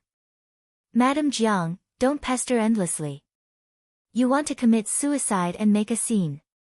What do you want to do? Although our daughter is dead, we still have a son and grandchildren in the future. Do you want to destroy the whole family?" Xiao Jing also became agitated, looked at Madame Jiang and scolded her angrily.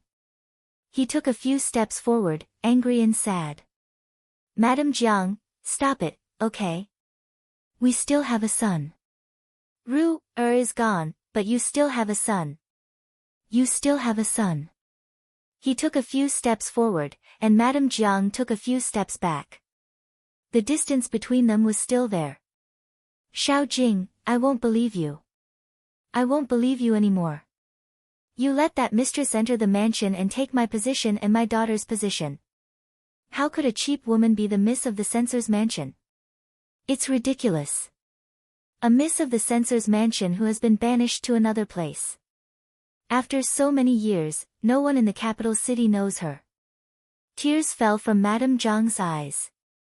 She cried and said with hatred. Her daughter was dead, But Xiao Jing not only didn't come to comfort her, but also wanted her to make way for a cheap woman. How could she be reconciled to this? She would not be reconciled even if she died. Xiao Jing was very anxious. Now he just wanted to get her into the mansion and nothing else. There won't be anyone. Don't worry. There won't be anyone else. Stop it. We lost a daughter. How can we make such a scene? Xiao Jing reached out his hand with a sad face. This time, he didn't rush to pull Madame Jiang. His hand stopped in front of Madame Jiang, and his eyes were sad. No matter what happens, we can get through it together.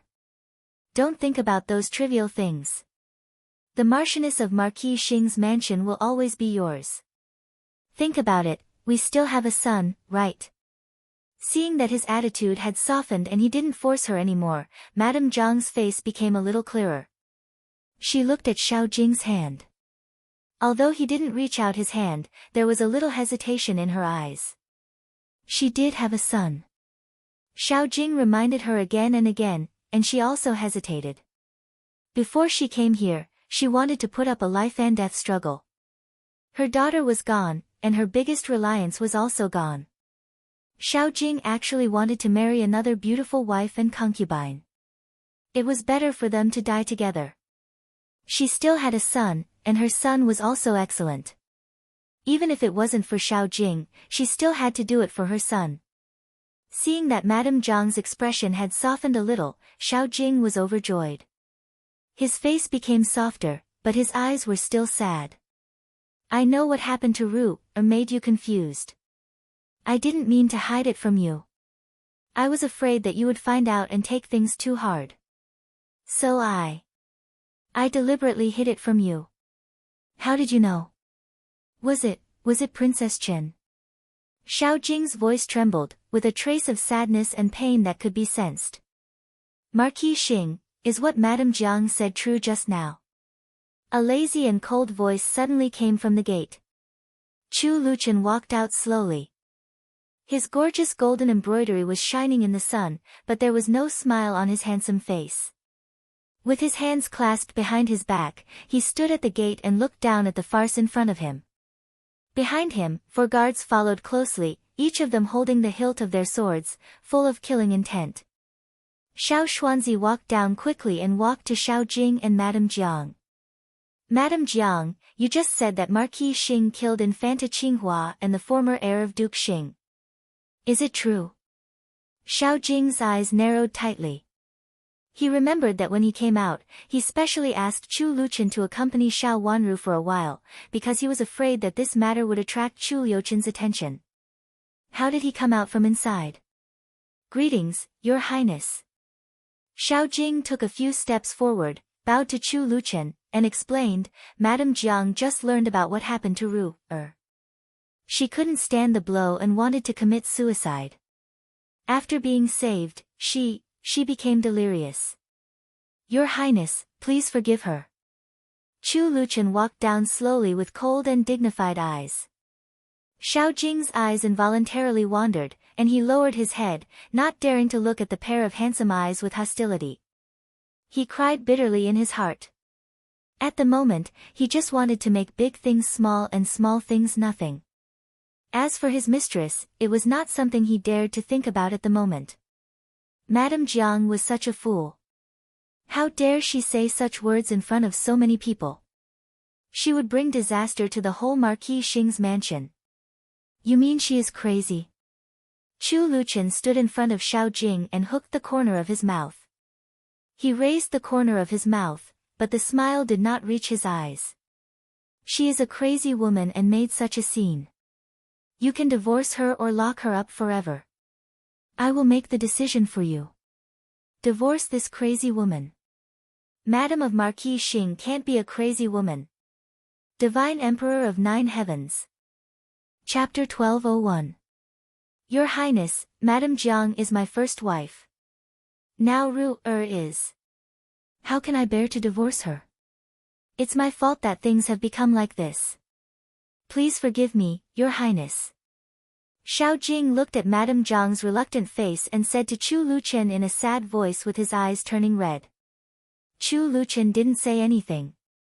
His eyes fell on Xiao Jing and Madame Jiang. After a long while, he suddenly asked Madame Jiang, "Madame Jiang, is what you said before true?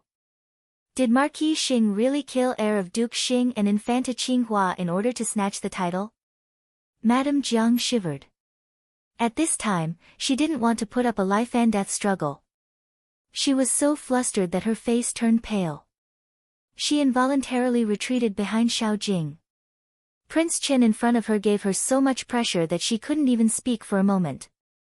Your Highness, I was talking nonsense just now.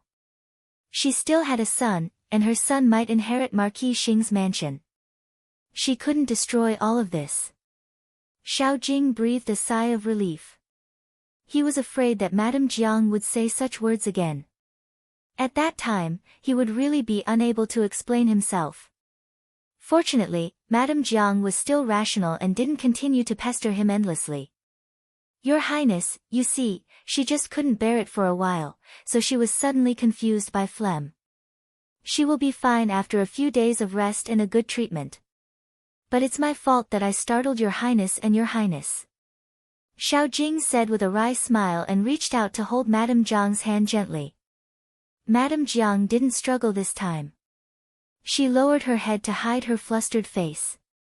She was also afraid now. This kind of thing can't be said easily. Since Madame Jiang thinks so, then go to the Ministry of Justice to file a case. Originally, the matter of the former heir of Duke Xing was very suspicious. Chu Luqian said slowly, with some unknown meaning in his eyes.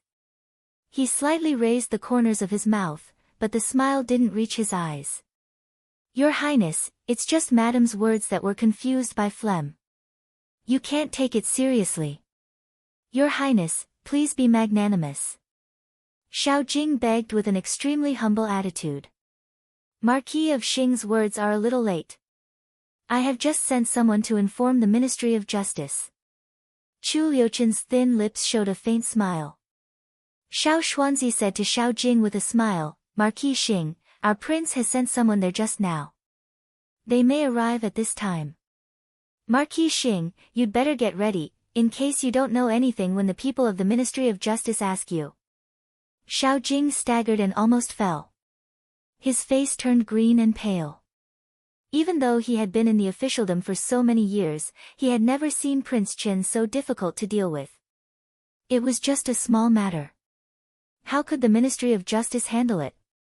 How free were the officials of the Ministry of Justice to handle such a small matter? Your Highness, the Ministry of Justice is a just and dignified place. You shouldn't go to the Ministry of Justice over a small matter between me and my wife. Xiao Jing still wanted to struggle. The people from the Ministry of Justice are here. Chu Luqian ignored him and looked at Wen Shiqi from the Ministry of Justice, who was walking in 2 rows towards them. What a coincidence. Xiao Xuanzi, ask someone to prepare a horse. You stay and talk to Lord Wen of the Ministry of Justice about this. I and my wife are going back to the mansion. Yes, I know. Xiao Xuanzi instructed a guard to prepare a horse and went forward to greet them. When Madame of Xing said this, many people heard it. Now she couldn't deny it even if she wanted to. Xiao Xuanzi had been waiting outside the door and watched the whole scene. It was indeed the best for him to stay and explain it. It was a mess. In this way, no one cared who passed the news of Xiao Yanru's death to Madame of Xing. The carriage of Marquis Xing's mansion drove out. Xiao Wanru had already sat in the carriage, while Chu Luqian got in the carriage at the gate of the mansion. After both of them got in, the coachman waved his whip and left, leaving a large group of people around Marquis Xing's mansion. In such a mess, no one was willing to leave and continued to watch the development of the situation. The matter in Marquis Xing's mansion was really noisy. At present, Madame of Xing didn't seem to be really crazy. Between her and Xiao Jing, no one could guess who was telling the truth and who was lying. The crowd was divided into 2 sides, and the officials of the Ministry of Justice came over. Wen Shiqi looked professional. After making an obeisance to Xiao Jing, he asked someone to take Madame of Xing back to record her statement. Third young master 1, Madame of Xing is really talking nonsense. She was so confused just now that she didn't know what she said. Xiao Jing stood in front of Wen Shiqi helplessly and didn't allow him to take Madame of Xing away. Marquis Xing, this is Prince Chen's idea. He said that someone killed his father-in-law and many people heard your wife's words. Our Ministry of Justice also has to handle it according to the law. Lan Shiqi said slowly. But Madame of Xing has an identity. She doesn't have to go. How could Xiao Jing let Madame of Xing go to the hall of the Ministry of Justice? Marquis Xing, Prince Chen is the victim. Since he said so, the officials of the Ministry of Justice should do it. Unless Marquis Xing can find someone who can speak for him, we can only do it according to Prince Chen's order. Wen Shiqi remained unmoved and said. 2 officials of the Ministry of Justice came up to take Madame of Xing away. Madame of Xing was scared and reached out to pull Xiao Jing's sleeve. She had long lost the courage to put up a life-and-death struggle. Third young master 1. Marquis Xing still wanted to say something, but Wen Shiqi had already waved his hand. Someone came over and dragged Madame of Xing back. Madame of Xing was still holding Xiao Jing's hand. After he was dragged a few steps, Madame of Xing's hand fell. Marquis, we are husband and wife. We have been married for many years. We should die together. Marquis, don't forget what you promised me. Madame of Xing cried loudly. She reached out to grab Xiao Jing, but was dragged away. Wen Shiqi, you can't take Madame of Xing away at will. If you take her away today, you will have to step over my body. Seeing that Wen Shiqi didn't care about his feelings, Xiao Jing also got angry. He reached out to the waist of a guard beside him, pulled out a sword, stretched it forward, and said harshly. The sword was pointed straight at Wen Shiqi and held horizontally in front of Wen Shiqi's chest. They were fighting, and they were even fighting with the officials of the Ministry of Justice. Everyone gasped, and they were even more unwilling to leave. What was going on? Why did it become so explosive? Wen Shiqi looked at the horizontal sword in front of him and then at Xiao Jing. He looked extremely calm and said expressionlessly, Marquis Xing, do you want to rebel? His words were so harsh that Xiao Jing couldn't bear it. The sword in his hand shook twice and fell down. Marquis Xing, don't worry. If it's nothing serious, your wife will definitely send it back. But now we have to go to the Ministry of Justice to make a statement. Since Prince Chen has sued Madame of Xing for this, we may have to ask you to go there. Now I'll go back first. Wen Shiqi cupped his hands to him and said. Then he turned around and left with his men. Xiao Jing winked at Madame of Xing. She didn't dare to struggle anymore and could only follow him. The officials of the Ministry of Justice left. When Madame of Xing said this before, they quarreled too fiercely at that time. At first, everyone didn't take it very seriously. Now they thought about it carefully and looked at Xiao Jing with some suspicion.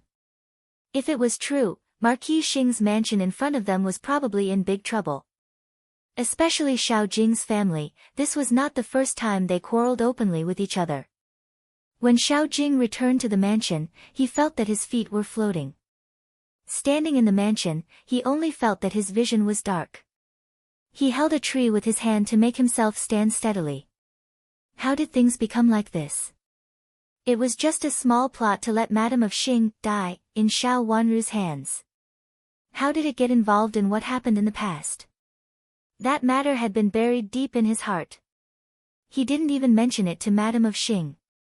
If the matter of killing his brother was exposed, he would be finished. At that time, he didn't tell Madame of Xing that he secretly went to the border because he was on guard against her. After being married for so many years, Madame of Xing must have guessed it. But it was just a guess. Xiao Jing had never thought that Madame of Xing would suddenly want to die with him in front of so many people. In order to hide what happened in the past, he even secretly tried to prevent Yan Shi from entering the capital city. He was afraid that if Yanxi entered the capital city, his father would also send someone to find out that he was also at the border and arouse Rui and great elder princess's suspicion. Madam of Xing, it was all Madam of Xing. He gritted his teeth and pulled himself together. Now he had to think of a way to prevent Madam of Xing from destroying him. Marquis, old Madam invites you to see her. A servant girl hurried over. Seeing Xiao Jing standing there with his eyes closed, she hurried forward and said, "Tell old Madam that I will be there in a moment." Xiao Jing opened his eyes and said, "Yes." The servant girl didn't dare to say anything else and turned back to report. Xiao Jing closed his eyes again and then turned to Xiao Hua and study. When he arrived at the study, he asked the servant to guard the door and strode in. "Father." Xiao Hua was reading a book. Seeing Xiao Jing come in, he hurried to stand up and salute. "Don't be so polite. Sit down." Xiao Jing sat down and waved to the servant serving Xiao Hua indicating that he could leave. After the servant left, Xiao Jing propped his head in his hand and said, "Your mother was making trouble at the gate just now. She wanted to fight me to the death. She also said that I killed your uncle and Infanta Qinghua." "What?" Xiao Hua didn't understand and said in surprise, "Isn't my mother in the backyard? Why did she make trouble at the front gate? And what did she say?" "I don't know how your mother sneaked out of Marquis Xing's mansion and went to the front gate to make trouble. Prince Chen was there today. After hearing her say that I killed your eldest uncle, he called the people of the Ministry of Justice over." Xiao Jing lowered his head and looked listless. "Your mother is trying to kill us." "Father, what should we do?" Xiao Hua was shocked. This time he finally heard it clearly. "Killed eldest uncle. How could this kind of thing be said casually? Moreover, it was brought to the Ministry of Justice. Go to the Ministry of Justice and ask about your mother. Tell her to stop making trouble. You know what happened to Ru, She thought that she couldn't let a concubine get away with it. But I. Xiao Jing pinched between his eyebrows and felt a headache. "I don't know who instigated her to say such things. She didn't care about you. Your mother is really crazy." End of this chapter. Chapter 1202. Love to read. 5200 will provide you with wonderful novels. Update the latest chapter of Crown Princess's medical skills as soon as possible. "Father, what should we do now?" Xiao Hua asked anxiously. "Your mother is in such a mess. I don't know what to do at the moment. If she continues, the safety of our mansion will be in danger, and your sister." Xiao Jing sighed and felt annoyed. Your mother was staying in the yard. Why did she suddenly come out and say such things to me? "Father, did you go to see my mother before?" Xiao Hua was surprised. "Your fifth sister went to see her and said something to her," Xiao Jing said. "Father, my fifth sister must have said something to make my mother so flustered." Xiao Hua's eyes flickered slightly. "Even if your fifth sister said something and told your mother about your sister's death, she shouldn't have said that I killed your eldest uncle." Xiao Jing frowned. No matter how he looked at it, it was Madame of Jiang who said it, so it couldn't be blamed on Xiao Wanru. It was impossible to say that Madame of Jiang believed Xiao Wanru's words and deliberately framed Xiao Jing because of her good relationship with Xiao Wanru. The room fell silent. After a long while, Xiao Hua raised his head and said with struggle in his eyes, "Father, should I go to see my mother?" "It's best for you to go and see her. I quarreled with her before. If I go now and something happens to your mother, it will be easy to blame me." Xiao Jing looked at Xiao Hua unkindly and said, "Everything I have belongs to you. In the future, this title and everything can only belong to you. I am so old, and you are the only son in the courtyard for so many years. I can't have another son in the future." Xiao Hua fell silent again. A trace of darkness flashed across his eyes. He clenched his fists and didn't answer Xiao Jing's words.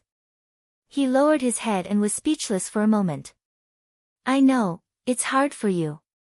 But if I don't do this, then we can only let them investigate. You know what the Ministry of Justice is doing. If Prince Chen keeps using this as an excuse, Marquis Xing's mansion can't get away. If something happens to me, the title will not fall to you, and your sister's matter will not be settled. Xiao Jing said in a low voice in pain. Father, but... Xiao Huan shook his head and said with difficulty. Huan, I know what you want to say, but it's all your mother's fault. If she had stayed in the mansion, nothing would have happened, Xiao Jing said as he rubbed between his eyebrows. I didn't want this to happen either. Father, do you really not want to be like this? Didn't you say that you were going to marry Yang as a co-wife? Out of nowhere, Xiao Huan raised his head and stared at Xiaoan angrily. He didn't ask about the affairs of the manor, but that didn't mean he didn't know anything. There was only one secondary wife. Since he had one, and it was a secondary wife who had retired from the position of principal wife, it was impossible for his father to marry another secondary wife. Otherwise, he would marry a principal wife. But no matter what, this Yin Yang status was not good enough to be a principal wife. Xiao Jing's original legal wife became the second wife, and his former mistress became the legal wife. If he really did such a thing, Xiao Jing's official position would come to an end, and even the title of nobility in Marquis Xing's mansion would be removed. Don't you know that too? Xiao Jing looked at Xiao Huan calmly. For your sister, if it comes to this, I have to do this. Xiao Jing's words seemed to reveal an unbearable scene in Xiao Huan's heart. He threw all the teacups in his hands onto the ground, and the teacups broke into pieces, making the room extremely quiet and suffocating. Huan, think about it and make a decision quickly. I'm going to see your grandmother now. She must be frightened. Xiao Jing didn't get angry at his son's disobedient behavior. He stood up, patted Xiao Huan's hand, and strode away. When he reached the door, he turned around and reminded Xiaoan, you have to be quick. If you're late, it'll be bad. After saying that, he walked out. When he reached the door, he heard a clattering sound in the room, as if something had fallen down. The servants were so scared that they didn't dare to move. How could the usually gentle first child be so angry, especially when Master Marquis just went out? Xiao Jing also heard the sound, but he didn't stop. No one could make him stop, not Madame of Jiang, nor Xiao Huan. Old Madame had already stood up and asked someone to watch the door several times. Seeing Xiao Jing coming, Nanny Yu hurriedly went in to report, and then stood outside the door. While the mother and son were talking inside the door, Nanny Yu lowered her head outside the door. It seemed that she was watching the mother and son outside, but her heart was beating fast. She had guessed what old Madame and Marquis Xing were planning, but she didn't dare to remind Princess Chen. In fact, Nanny Yu didn't want to see Princess Chen and old Madame quarrel like this. As early as the first time they met, Nanny Yu felt that Princess Chen was a good person. However, Jiang Furen could not bear the sight of Chen Wangfei and repeatedly plotted against Chen Wangfei. Moreover, because she plotted against Chen Wangfei, Third Furen had a handle on her. Eldest young miss, who had originally looked after Chen Wangfei in a harmonious manner, secretly used endless means. Her actions were very vicious and ruthless, even worse than Jiang Furen. Nanny Yu didn't believe that old Madame didn't see this. First Miss repeatedly behaved like a little girl in front of old Madame, and old Madame couldn't really be deceived to the extent that she didn't know anything. However, old Madame really believed Madame of Jiang and First Miss, so she repeatedly forced Princess Chen. Nanny Yu was actually an outsider, but also an insider. She carefully hid her inner thoughts and helped old Madame to do things. In fact, she always thought that old Madame was wrong, and she was extremely wrong. After Princess Chen returned to the mansion, she should treat Princess Chen very well. She was a girl without parents and lost outside. As a grandmother, shouldn't she take good care of her? Moreover, she had saved old Madame's life. Old Madame not only didn't have any kinship with her, but also didn't remember the old kindness. She was really heartless. This also reminded Nanny Yu to secretly keep an eye on Princess Chen. Now old Madam trusted her very much, and she might die in old Madam's hands one day. Old Madam didn't seem to care about the old friendship. Nanny Yu had been paying attention to Princess Chen. The more she got in touch with her, the more flustered she became and the more afraid she became. Princess Chen was obviously not a weak unmarried lady. If someone dealt with her, she would not cry in vain, but would stretch out her sharp claws and give them a hard scratch. Seeing blood and bones, today's matter had been discussed by old Madam and Master Ho, but now there was such a big mistake, and even the whole Marquis Xing's mansion was pushed to the teeth of the storm. Step by step, old Madam had, after figuring out what to do next, old Madam and Master Ho thought they had a plan, but they had already been in Princess Chen's plan.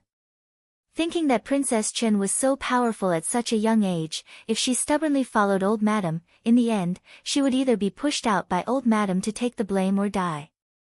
Princess Chen had also clearly threatened her before. Struggling in her heart, she looked up at the slightly closed door. Old Madam was her old master. She didn't want to betray her, but was Princess Chen wrong? She was not wrong at all. It was old Madam and the whole Marquis Xing's mansion that were wrong. Even if Princess Chen wanted to destroy the whole Marquis Xing's mansion, so what? Thinking of this, her heart trembled and she hurriedly lowered her head again. It was impossible. The Marquis Xing's mansion would belong to the little heir in the future. The little heir was Princess Chen's younger brother. Princess Chen would not be so cruel. Then what should she do? Should she still help old Madam? Nanny Yu's eyes were dark, and she stood at the door in a dilemma. No matter intellectually or emotionally, she was actually more inclined to Princess Chen, but she was her old master, wasn't she? She moved forward a little. At the previous distance, she couldn't hear the words inside. After a few steps closer, she faintly heard the voices of old Madam and Marquis Xing. Nanny Yu's face turned slightly pale. She had never been so close to them. Every time they didn't want to be disturbed, she would stand outside and guard them, and she was far away from the door. But now, she was the one who had crossed this distance. She looked around and found that no one found that she was too close. Old Madam and Master Ho were discussing inside, so no one dared to look at them, let alone take the initiative to approach them. Of course, they couldn't find that Nanny Yu was very close this time, much closer than before. Second brother, will something happen? It was old Madam's voice inside, with a little tremble. Hearing the news from outside, old Madam almost fainted. If it was really found out, the whole Marquis Xing's mansion would be destroyed. Mother, this matter is now in the hands of Madame Jiang. Xiao Jing's voice was still calm. Madame Jiang is so useless, but she still talks nonsense at the door. It's better for her to die early, so as not to harm us. Old Madam scolded with hatred. She really hoped that Madame Jiang would die early.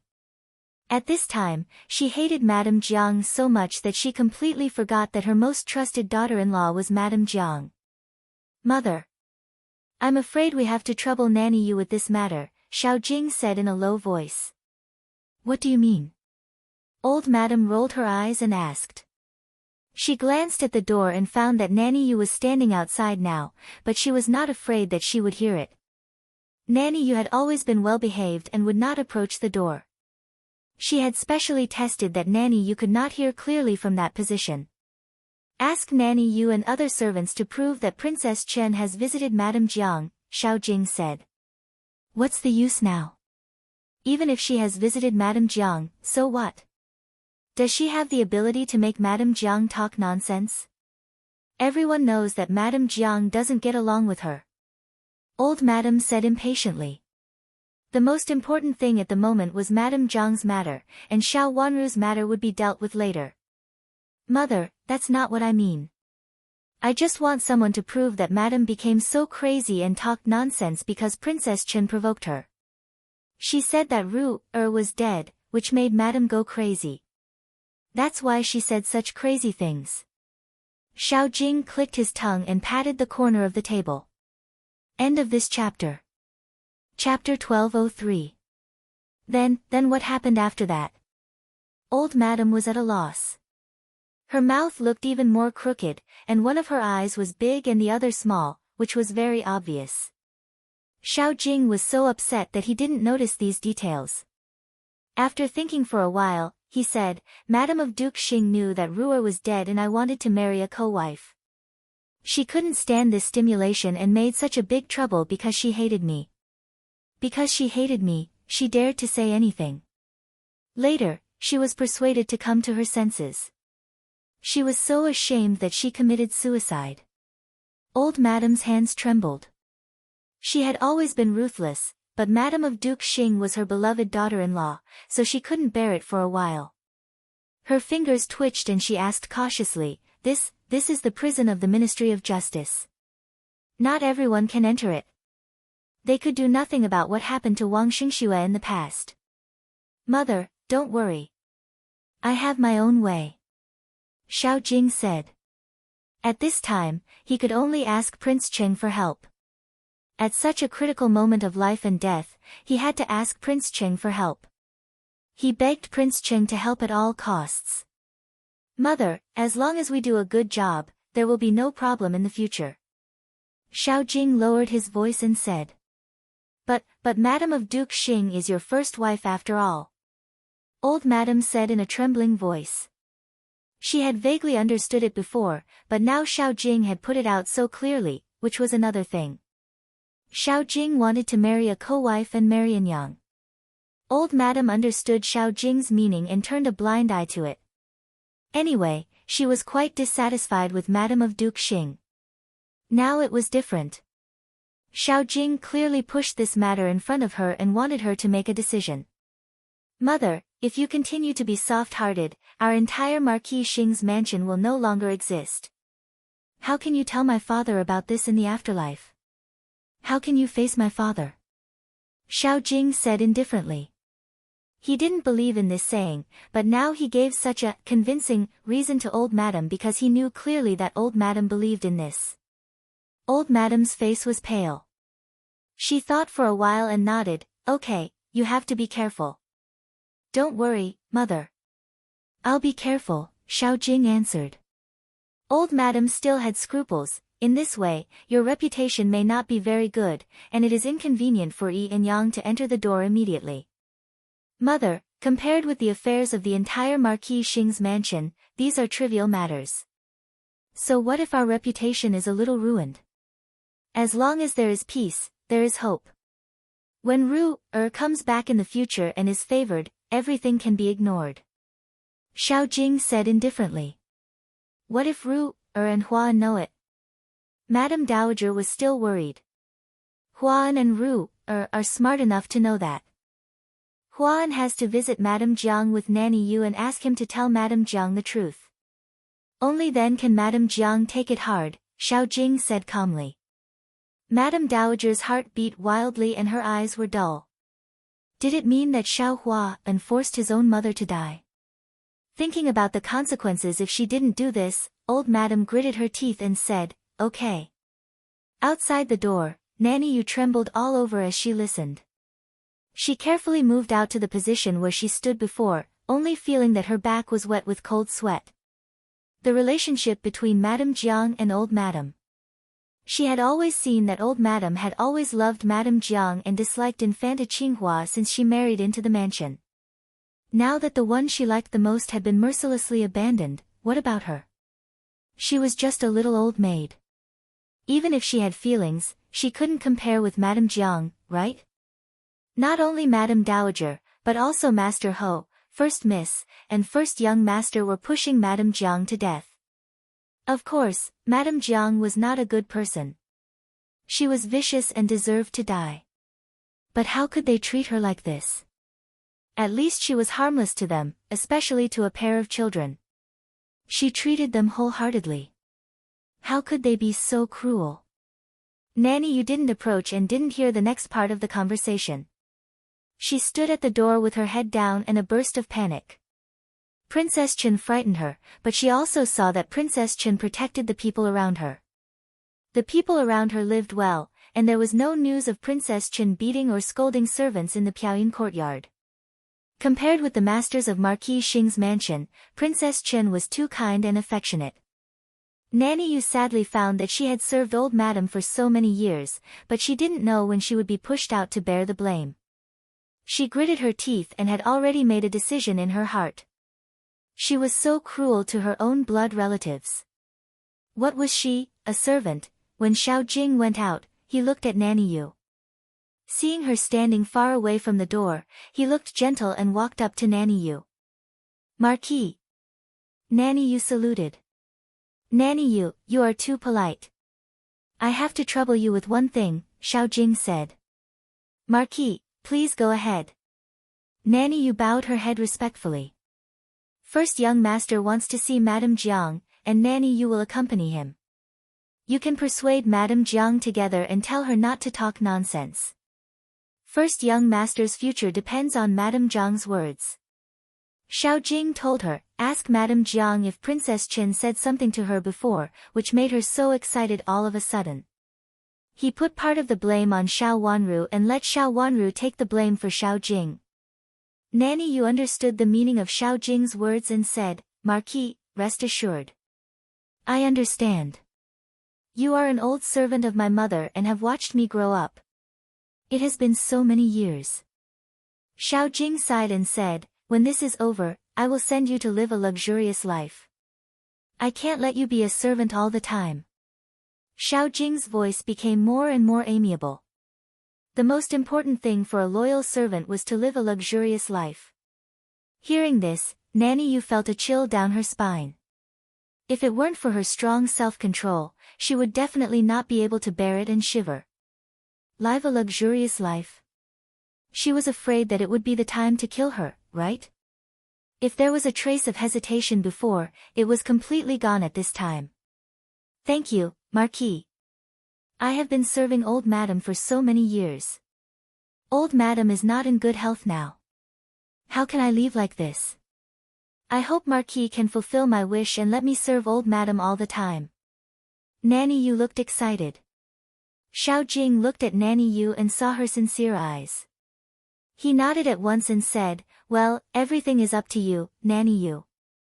You are old, and in fact, it is best for you to live a luxurious life. I am not tired. I can still serve old madam for a few more years. Nanny Yu lowered her head. Well, tidy up and go to the Ministry of Justice with the first young master. Xiao Jing was relieved and nodded with satisfaction. After giving an order, he turned around and left. After she left, Nanny Yu was relieved. She had sensed Marquis' scrutiny just now. If her answer was slightly uncomfortable, she was afraid that she would die here today. Since she was going out, of course, she had to make some preparations.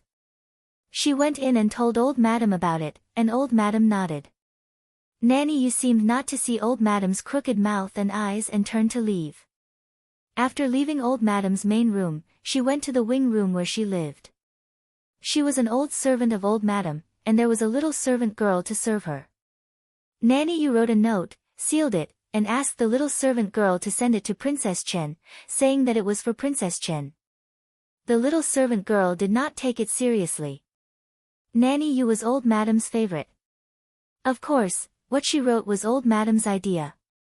After taking the note, she trotted out. Nanny Yu specially told her to leave secretly from the back door.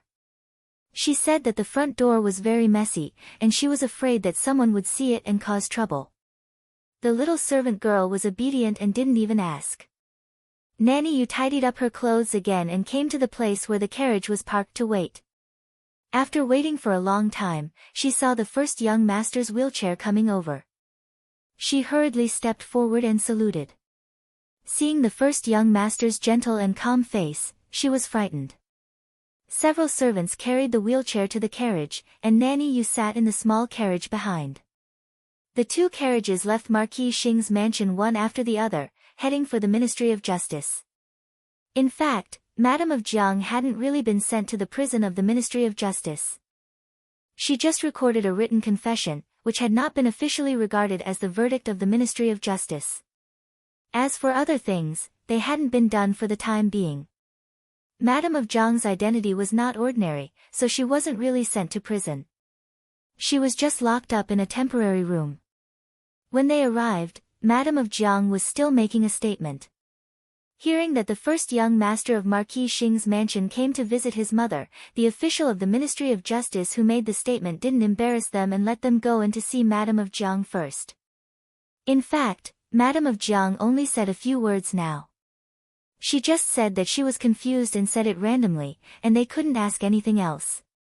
Nanny Yu and the servant pushed the wheelchair into the room. It was a very simple room, with a table in the middle and a chair behind it. Madame of Zhang sat on a stool in front of the table. She looked a little tidied up with her disheveled hair and no longer looked like a crazy woman. Seeing Xiao Hua An come in, she was very excited and suddenly stood up. Hua An. Mother. Xiao Hua An struggled to stand up with the help of the servant and was about to salute Madame of Zhang. Sit down first. You don't need to salute. Xiao Jing is really useless. He took care of you like this. Madame of Zhang felt sorry for him and came over to press his arm to ask him to sit down. Xiao Hua An didn't sit down. He bowed to Madame of Zhang respectfully and then sat down again. He comforted Madame of Zhang, saying, Mother, I am fine. I have almost recovered. You are almost like this. Xiao Jing is really useless. Madame of Zhang scolded, he doesn't care about his son's affairs, but he treats his mistress like a treasure. What mistress? Xiao Jing is so stupid. As a son, he really couldn't say anything when his mother scolded his father. Xiao Hua An didn't know what to say, so he just lowered his head. When Madame of Zhang stopped scolding, he comforted her, Mother, don't blame my father. He can't do anything about it. He can't do anything about it. Ru is dead and your legs are broken. He still wants to marry a bitch. He is fine. Why didn't he get into trouble? Why didn't he die? Madame of Zhang hated Xiao Jing so much that she scolded him. Chapter 1204. Love to read. 5200 will provide you with wonderful novels to read. The latest chapter on medical skills of the Crown Princess will be updated as soon as possible. Mother, father had no choice and he had no right to do so. He was afraid that you would be sad and upset about my sister's death, so he asked the servants to block the news. As for me, it's really not a big deal. Xiao Hua An said gently. From Nanny Yu's point of view, she found that his expression and behavior were almost the same as Master Ho's, which made her feel inexplicably terrified. Since it's not a big deal, why couldn't he protect you? Madame Jiang said angrily. Xiao Hua An reached out to touch his head and said, Mother, how did you suddenly know this news? Did fifth sister tell you? It was Xiao Wanru. She told me that Ru was dead. Why was it Ru who died instead of her? My Ru was obviously more outstanding and better than her. At the mention of Xiao Yanru, Madame Jiang burst into tears. Mother, don't cry. Did anyone see fifth sister when she came to see you? Xiao Hua An comforted her. How do I know whether anyone saw her or not? Someone must have brought her here. Did she secretly come here to provoke me? Madame Jiang said angrily. Madam, it was I who brought Princess Chen here. Nanny Yu walked out from behind Xiao Hua An. Only then did Madame Jiang notice Nanny Yu. She snorted and said, Why did you bring her here? Do you also want to see her provoke and humiliate me? Thinking of the scene at that time, Madame Jiang wanted to tear Xiao Wanru into pieces. She had always looked down on this bitch, but now she looked down on her. When she came to the capital city, she was still such an inconspicuous little girl. Even though she knew her identity, she didn't want to kill her directly. She just asked others to kill her secretly, and Xiao Wanru added fuel to the fire. How could a little girl deserve to be killed by her at that time? Unexpectedly, this bitch was so cunning that Xiao Wanru stepped on her head. If she had known this scene, she would have trampled Xiao Wanru to death. Madame Jiang regretted it so much. Princess Chen wants to see Madame. Nanny, you said, but she didn't mention that it was old Madam's idea to deceive Princess Chen with a family treasure. She wants to see me, so you brought her here. Are you from Prince Chen's mansion or Marquis Xing's mansion? Madame of Jiang was so angry that she glared at Nanny Yu with hatred. If they were not in prison, she would have reached out and slapped Nanny Yu. How could there be such a careless old servant? She had served Madame Dowager for so many years in vain. Sure enough, Madame Dowager was useless, and so was the old maid around her. They couldn't even handle such a small matter well. Yes, Madame is right. Nanny Yu did not argue and bowed her head to admit her crime. Mother, it's fifth sister's fault for provoking you, but you shouldn't accuse father recklessly. How can we, as your children, survive? You two have quarreled, but now we have to clean up the mess. Xiao Hua and reached out and pressed his forehead, helplessly interrupting Madame Zhang's scolding Nanny Yu. Your father is not a good person. Your sister is gone, and he wants to find another woman. How can his heart be so cruel?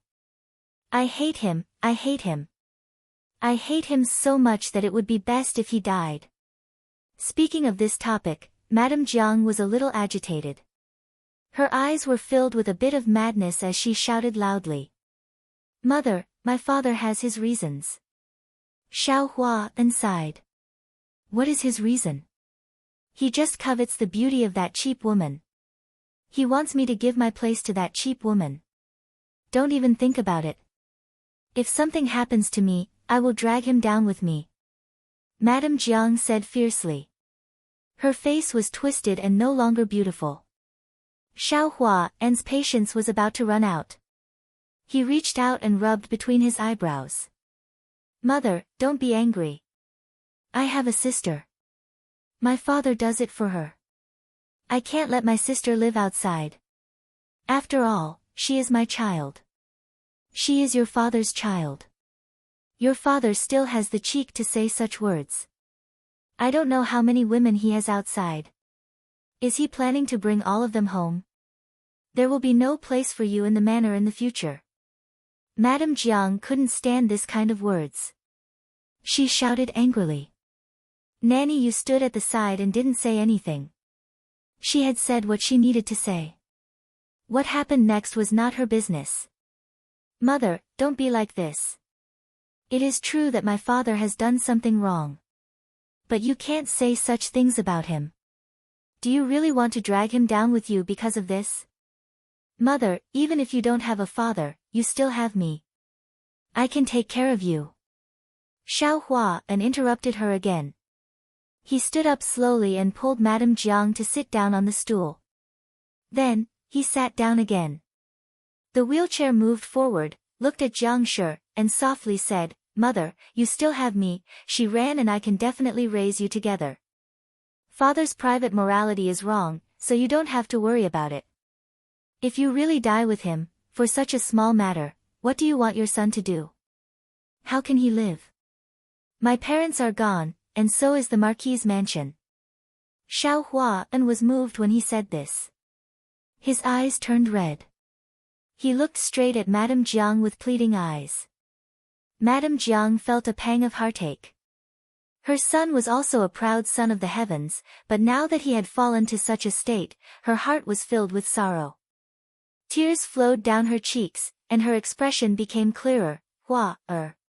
I know what to say. Even if she and Xiao Jing were not here, they couldn't let anything happen to Marquis Xing's mansion. The Marquis's mansion belonged to her son. It must belong to her son. She understood what her son meant. She wouldn't say such words again. It was just her guess. She wouldn't talk about it now. She was so angry that she just wanted to drag Xiao Jing with her. Mother, you will be fine. I will take you back home after you finish searching for the statement. If you don't like father, I can take you to another house to stay for a while. Xiao Hua's expression calmed down. No, I want to go back. As long as I am here, I won't let that bitch marry me. Madame Jiang shook her head and said with hatred. It was obvious that she was gnashing her teeth at Xiao Jing. Mother. Xiao Hua and hesitated and lowered his voice. He seemed to be serious. Mother, can you not be so angry? This is not a big deal. Although my father has been wronged, he won't spoil his concubine. It's okay to marry a concubine. I won't let them marry me, even if I have to die. Madame Jiang gnashed her teeth and looked aggrieved. Xiao Hua and didn't say anything. After a long while, he comforted Madame Jiang and said, Mother, don't worry. It won't happen. Stay here. I will go back first. I will come to pick you up when it's over. I know. You can go back now. Madame Jiang nodded and calmed down. Mother, you can tell the truth. You can't frame my father because of his mistress's affair. Marquis Xing's mansion can't withstand the storm anymore. Xiao Hua then said with a gloomy look. Seeing her son like this, Madame Jiang nodded and said, Don't worry. I won't talk nonsense. She still had a son. She couldn't fight against Xiao Jing. She couldn't die like this. She must go back and stop Xiao Jing from marrying another woman. The news of Madame Jiang's death came to Prince Chen's mansion in the afternoon. Xiao Wanru listened to Qing Er's news calmly. When Nanny Yu's news came, she knew that Madame Jiang was going to die in the hands of her son and husband. She didn't pity Madame Jiang. She even felt that she was mocking her. In his previous life, the blood of his branch had forged the prosperity of the second branch. Now, they were just repaying this debt of blood. Madame Jiang probably didn't expect that she would end up like this. She didn't know that her son would also deal with her. She went to the Ministry of Justice to make a statement, but she lost her life. This would definitely cause a great disturbance. Does Prince know the news? Xiao Wanru was worried about Chu Luqian. Don't worry, Your Highness. Prince has known it for a long time. When Xiao Xuanzi came to inform me, he asked me to tell you not to worry, Qing said with a smile. Madame Jiang's death made the people around Xiao Wanru feel refreshed. Madame of Marquis Xing had been secretly targeting Xiao Wanru after she entered the capital city. When Nanny Yu sent the news, Xiao Wanru had already informed Chu Luqian. Thinking that Chu Luqian had already been prepared, she nodded. Xiao Jing was not the only one who intervened in Madame Jiang's death. There were others. Xiao Jing's power was not so long, so it was impossible for him to directly intervene in the Ministry of Justice. There should be someone behind him, and it should be Prince Cheng. Chu Luqian had told Xiao Wanru about Xiao Jing and Prince Cheng. Prince Cheng had always been very low-key and didn't cause any trouble at ordinary times. It seemed that he really wanted to live in peace. He had been living in the temple with a clear mind and few desires. It was impossible to get anything on him. Now it was an opportunity. In Chu Liuchen's study, he leaned lazily against the broad railing of the chair, knocked on the railing with his slender fingers, and said casually, Have you found the person? Yes, he is a low-ranking official of the Ministry of Justice. At that time, he entered the room and then left. After that, no one else entered the room. He said that he went to arrange for Madame Jiang to make a statement. After that, when the person who was supposed to make a statement entered the room, Madame Jiang died. She hit her head against the wall and the ground was covered with blood. Xiao Xuanzi reported in detail. He didn't tell Qing in detail before. Isn't there always someone monitoring the place where the statement is made? Where is that person? Chu Luqian asked. That person has been monitoring the place and even heard the conversation between Madame Jiang and the first young master Xiao clearly. After the first young master Xiao left, he thought that there was nothing to do, so he went to another room to monitor the place. It was a coincidence that he saw the first young master Xiao leave. When he left, Madame Jiang was fine. But when the person who made the statement entered the room again, Madame Jiang was already dead. Xiao Xuanzi said. No one found the person who sneaked in. Pay attention to the number of people. Take this person down. He should die tonight. After finding him, send him to Chu Qing. Hasn't he been reluctant to do it?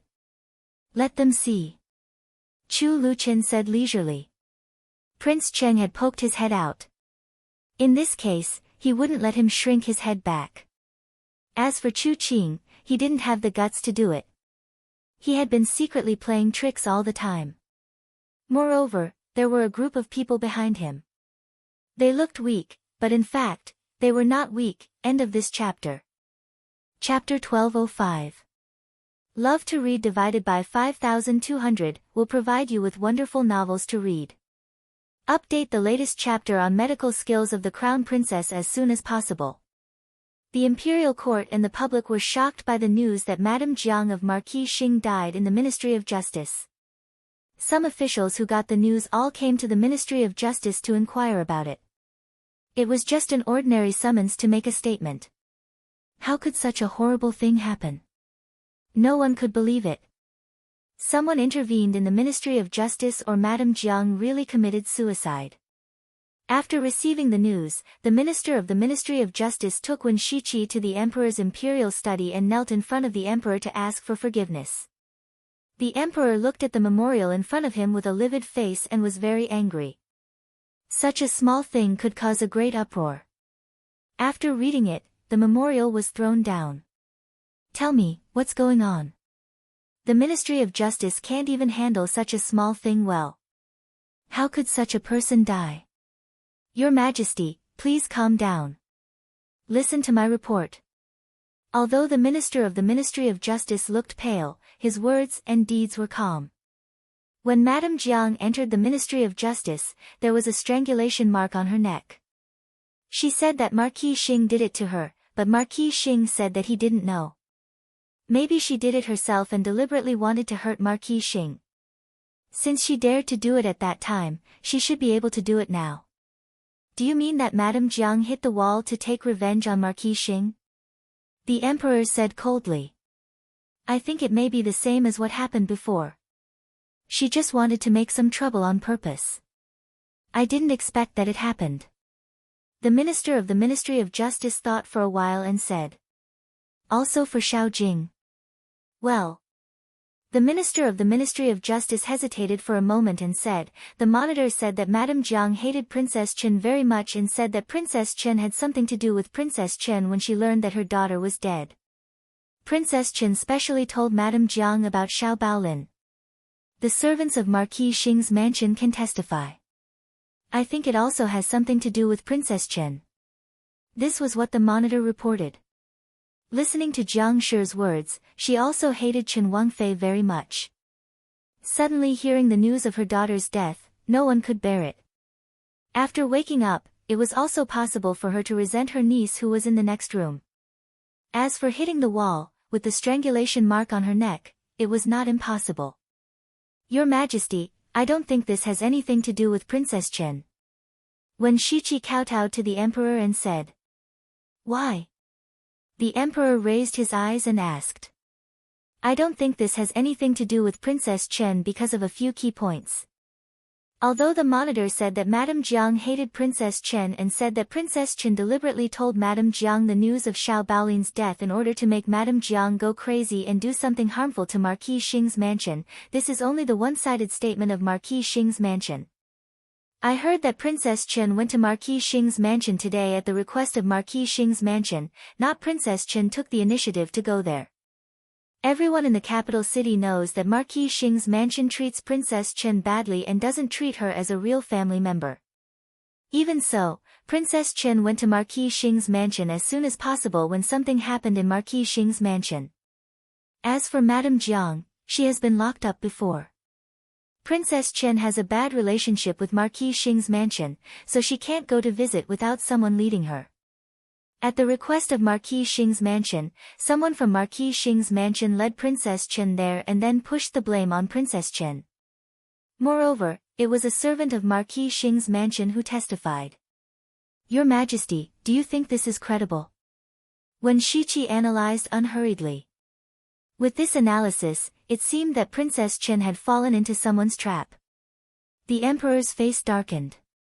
Princess Chen was plotted against. I don't know whether Princess Chen was plotted against or not. But later, Madame Jiang shouted at the door and said that Marquis Xing killed the former heir of Duke Xing and Infanta Qinghua. Prince Chen happened to hear it, so she was sent to the Ministry of Justice.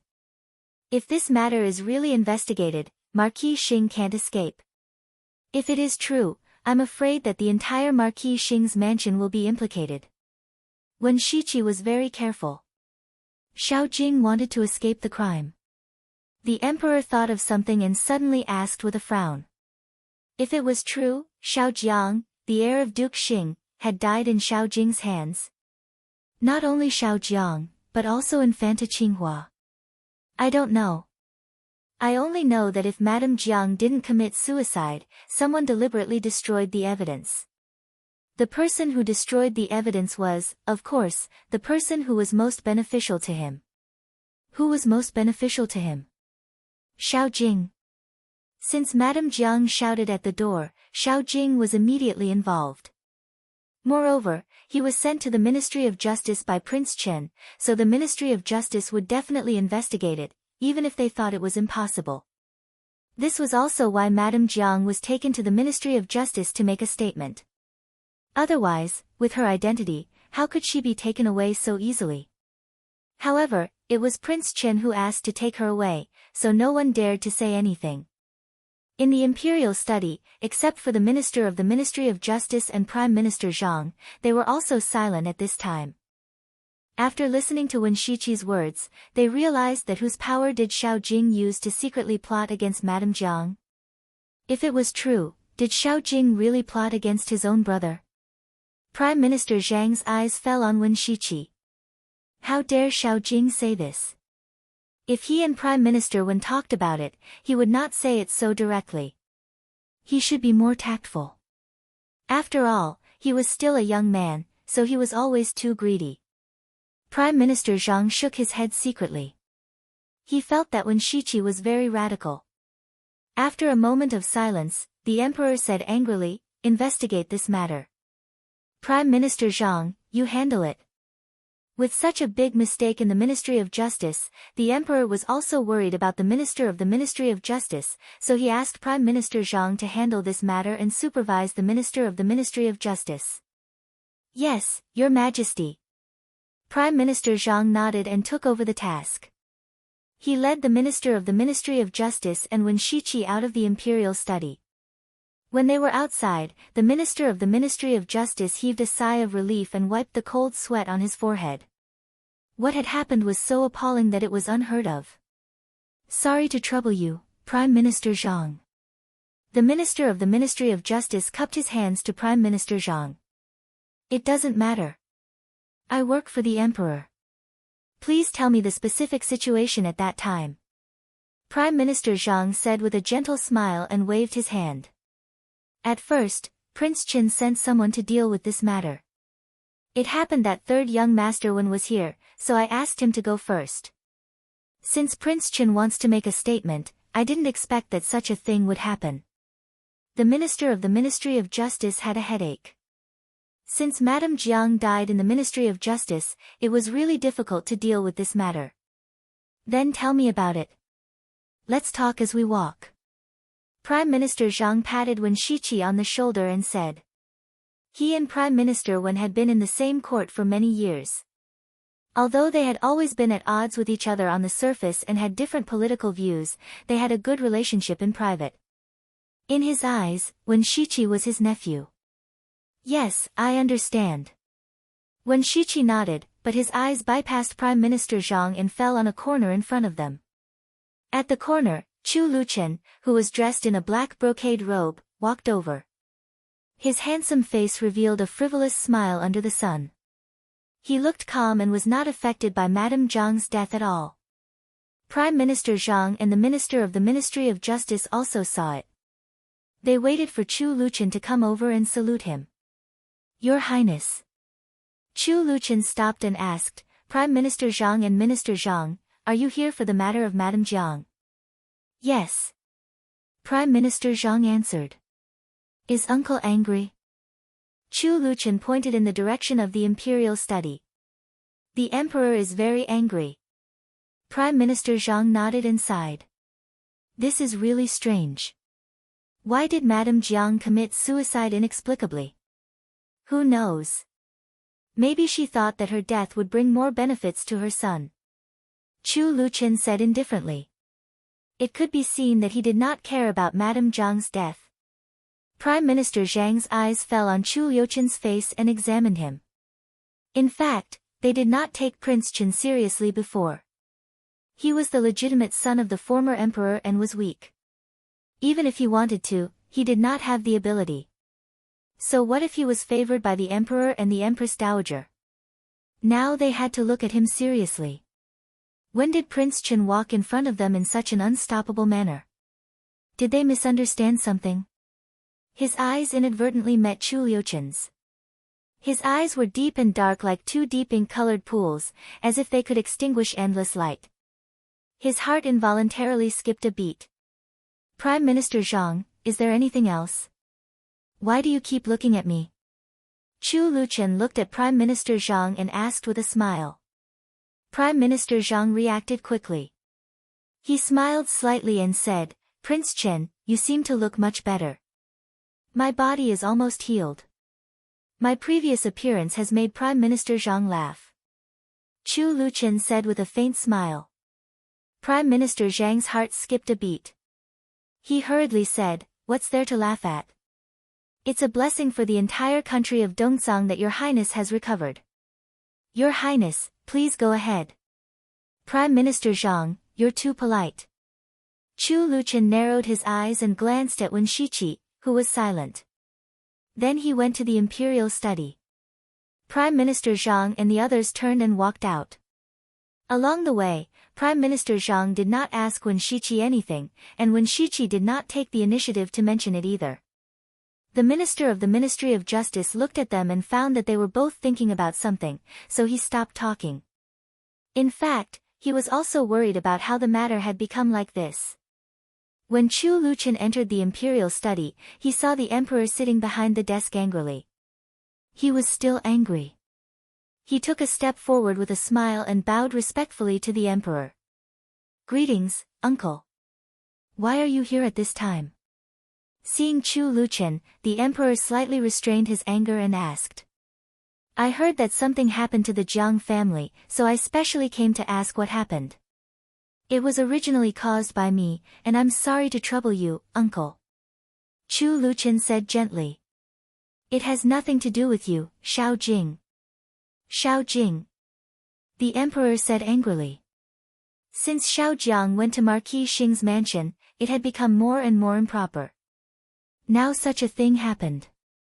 He can't even handle the affairs in his mansion well. At first glance, I can tell that he is useless. Chu Luqian did not answer. He sat down in a chair beside him and took a sip of the tea served by a little eunuch. Then he said slowly, Uncle, the Jiang family said at the gate of Marquis Xing's mansion that Marquis Xing harmed the former heir of Duke Xing and Infanta Qinghua. I don't know if it is true. If it is true, Shao Jing is really too capable. There is someone behind Shao Jing. The emperor pressed his hand on the desk and stopped immediately. This was what appeared in his mind. End of this chapter. Chapter 1206. Love to read. 5200 will provide you with wonderful novels to read. Update the latest chapter on medical skills of the Crown Princess as soon as possible. If there was someone behind Shao Jing, what happened to Shao Jiang happened more than a decade ago. At that time, his son was still young and the S in the harem did not have such a long reach. The only answer was his younger brother, Prince Cheng. He clenched his fists slowly. Was Shao Jing Prince Cheng's man? If that was the case, then he deserved to die. Uncle, don't be angry. Don't hurt your health. When I came in just now, I saw Prime Minister Zhang and the Minister of the Ministry of Justice go out. Prime Minister Zhang has always been capable and will find out soon. I'm here to report another thing today. Chu Luqian stood up again and saluted. Then he took out a booklet from his wide sleeve and presented it. I've checked it and found these things. Uncle, please have a look. Durong took a step forward, took the booklet from Chu Liuchen's hand, presented it to the emperor, and opened it. The emperor read 10 lines at a glance. The more he read, the more serious his face became. When he finished reading, he thought about it from the beginning and asked, "Do you think there's something wrong?" "I think there's something wrong." Chu Liuchen said, "Uncle, don't you think so? Some things have passed for so many years, but they still can't be found out." The emperor fell silent. A lot of things had happened recently. After investigating, it seemed that nothing could be found in the end. This time, the maple leaf painting that was sent to the Empress Dowager before, and the matter between Chu Luiyue and Chu Liuzhou, could not be investigated further, so it was left unsettled in the end. With so many things piled up, how could there really be nothing wrong? There could only be one accident. If there was another accident, it was not an accident. His son might be involved in it. What about Prince Cheng? The matter of the Zhangs might be related to Prince Cheng. What about the previous things? He had suspected that some things had something to do with the Empress. Now he thought of it, besides the Empress, was it impossible for Prince Cheng? Thinking of this, many things came together. Some things that did not make sense and could not be investigated suddenly seemed to find the reason. His brother, Prince Cheng, was indeed very suspicious. Back then, he had found it strange. Why was he so intent on becoming a monk and becoming a monk?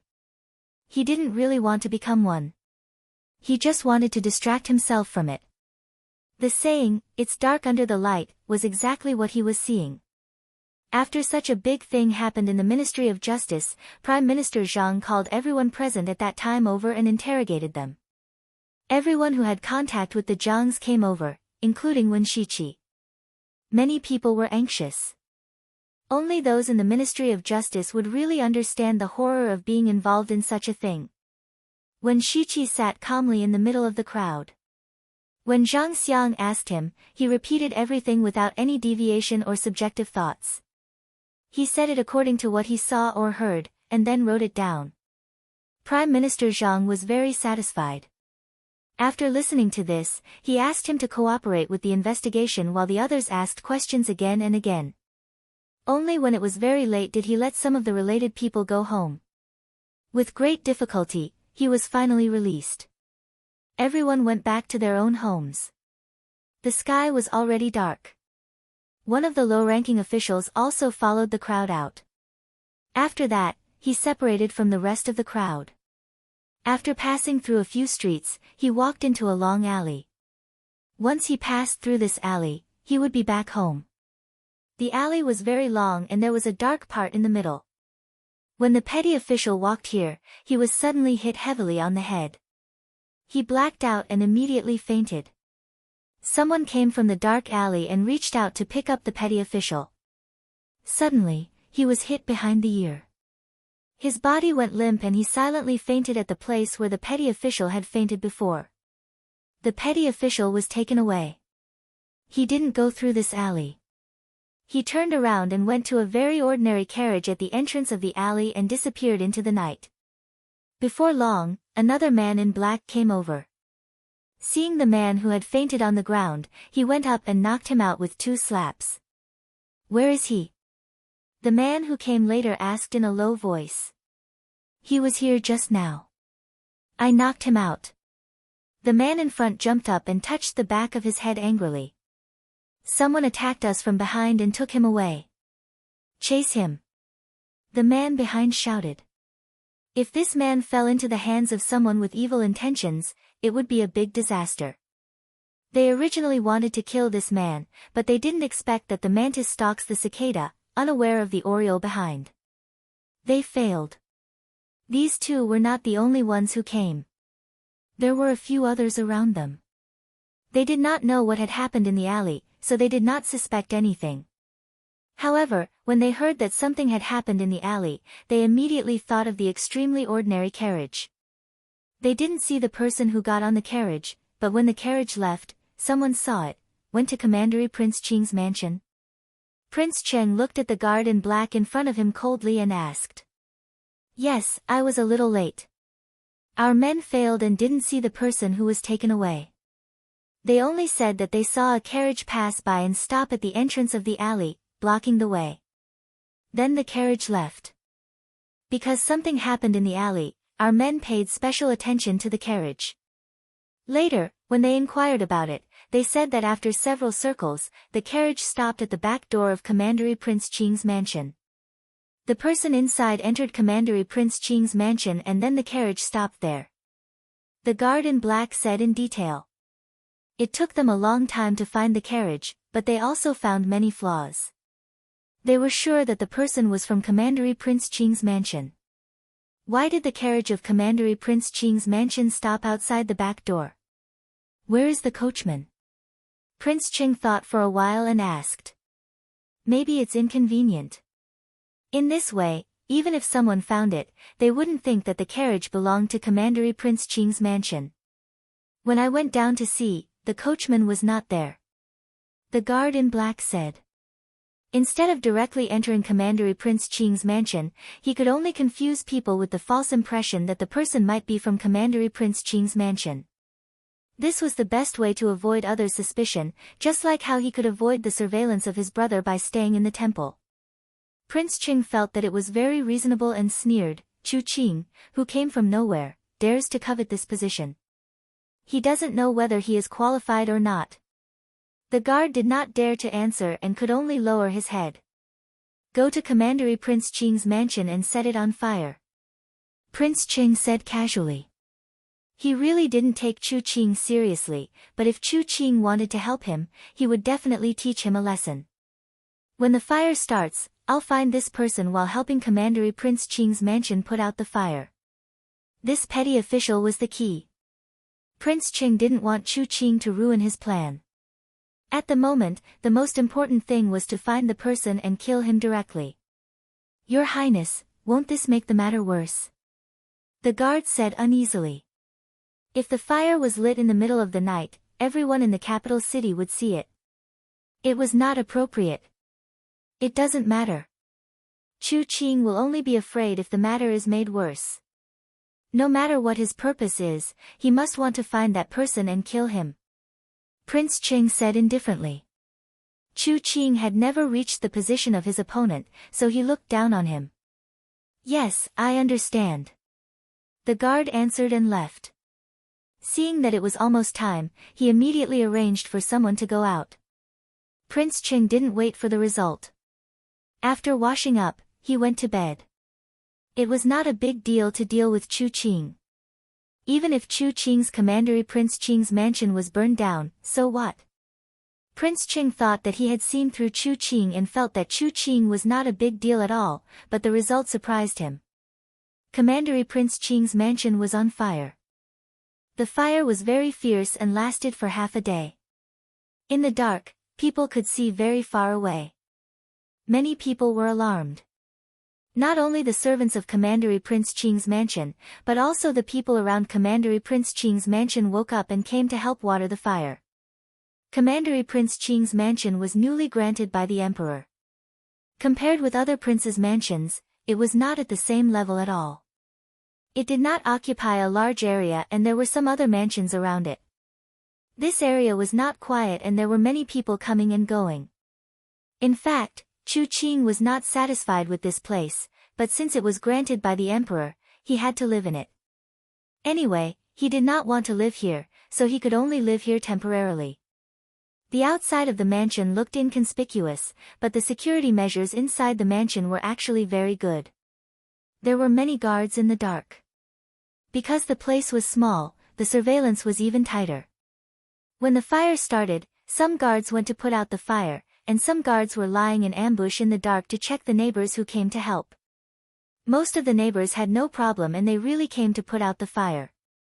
But some of them quietly rushed into the front yard and backyard of Commandery Prince Qing's mansion and took off the clothes of ordinary people outside. These people were all dressed in black. At first glance, it was obvious that they were not ordinary guards. Immediately, someone reported it to Chu Qing. Chu Qing was furious. He carefully hid his strength and made himself look inconspicuous. Now, who wanted to harm him? How could they do such a thing? Needless to say, the fire must be set by those people on purpose. They wanted to find something or someone in his mansion. There were many secrets in his mansion, so how could he let others see them? He ordered his guards to kill the black-clothed men directly when they saw them. There was no need to show mercy. They should just treat them as bandits and kill them. In the dark, no one knew who they were. Since Chu Qing gave this order, his guards immediately took action. Prince Cheng's men thought that no one would know about it, so they carefully searched for the low-ranking official of the Ministry of Justice. However, they did not expect that they had already been targeted. Many people screamed in the dark and died immediately. The fire was very big and there were many people putting out the fire. There was a lot of noise and everyone was anxious to put out the fire. The screams coming from the depths of the mansion did not attract people's attention at all. Several guards of Prince Cheng's mansion died, but no one noticed it. Later, the leader of the guards reacted the fastest.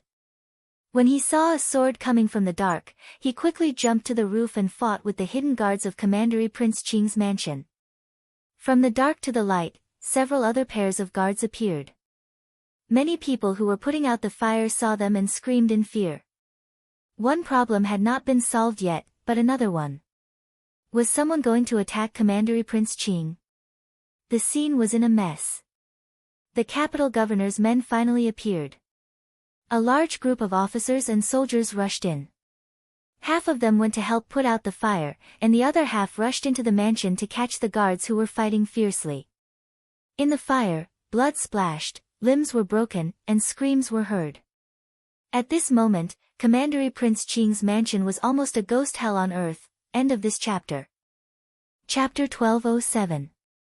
Love to read. 5200 will provide you with wonderful novels to read. Update the latest chapter on medical skills of the Crown Princess as soon as possible. The fire in Commandery Prince Qing's mansion had been put out, but Chu Qing was only slightly injured, which was not very serious. He suffered such an undeserved disaster inexplicably. He was so angry that he overturned a table with hatred. He glared at the guard in front of him and said, "What the hell is going on? Who did it?" "Your Highness, it happened inexplicably." "I don't know what's going on either." Those people hid among the people who put out the fire and wore ordinary clothes. When they entered the mansion, they took off their clothes and searched the rooms one by one. It seemed that they were looking for something. "They must have come for our mansion," the guard reported cautiously. "Did they come for our mansion? Did they come for me?" Chu Qing's face turned livid. His own secret was shameful. Who suspected him? Thinking of this, his face darkened. Who found out my secret? The Emperor? It's impossible. If it's the Emperor, he would have taken action directly instead of secretly investigating. If it's not the Emperor, it must be Prince Yu, Prince Shou, Prince Chen, Prince Xian, and Prince Cheng. Of course, it's also possible. Prime Minister Zhang and Prime Minister Wen are old foxes. Who knows what tricks they will play? But one thing is for sure. Someone must have secretly suspected me. That's why they did this. Go and find out who is related to it. Chu Qing gnashed his teeth and said. He had endured hardships for so many years, not for a mere commandery Prince Qing. At this time, the time was not ripe. He would eliminate any possibility of exposing himself. Yes, Your Highness. The guard took the order and left. It became quiet in the study. Chu Qing thought carefully about what went wrong and what made people suspect him. Since he appeared in front of everyone, he had always been weak. Compared with those people, he was not eye-catching at all. How could someone think of him? Did he expose himself? Check the people in the mansion to see if there are spies among the new people. A beautiful middle-aged woman came out from behind the screen. Beside him, his expression was equally grim. She had a beautiful face. Even though she looked old, one could still see the charm of her youth. She must have been a rare beauty. Her hair was tied up with a hairpin. It was not gorgeous. Compared to other women, this woman's hair was a bit too short. it looked a bit strange. At most, it reached her shoulders. Mother. Chu Qing stood up and said. The old princess of Commandery Prince Qing nodded, walked over, and sat down. She frowned. At first glance, she looked very beautiful, but at a closer look, she looked a little old. Chu Qing was not old, and she was the old princess of Commandery Prince Qing. She should not be so old, but in the past few years in the Yuhui nunnery, she had racked her brains and spent a lot of effort, making her look older than her peers.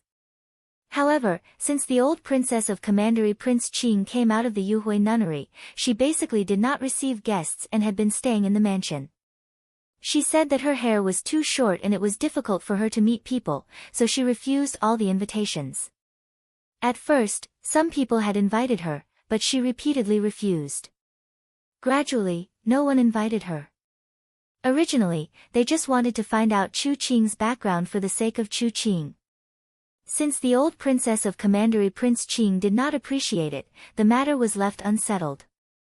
Everyone thought that the old princess of Commandery Prince Qing must be quiet because she had lived in the Yuhui nunnery for a long time. In addition, her hair was short, so she was not dignified. It was normal for her not to receive guests. No one thought that the old princess of Commandery Prince Qing was unusual. She was willing to meet guests just because she wanted to live in seclusion. She did not want to arouse others' suspicion, nor did she want others to find out Chu Qing's background. What men could not find out, sometimes it was easier for women to find out when they were chatting. Mother, do you think that there are spies in the new people in the mansion? Chu Qing frowned, picked up the cup in front of him, and drank it up. Most of your former people have been examined. Basically, it is impossible for anyone to betray you. For so many years, you have been safe and sound. It can be seen that these people are reliable. But recently, some new people have entered the mansion, and these people are very suspicious. The old madam of Commandery Prince Qing said coldly. Mother, don't worry. I will find out them one by one. Chu Qing nodded. This matter really had to be investigated carefully. The first one to be investigated is Xiao Jia. The old princess of Commandery Prince Qing squinted at Chu Qing and said. Xiao Jia. I don't think she will she? Chu Qing hesitated for a moment.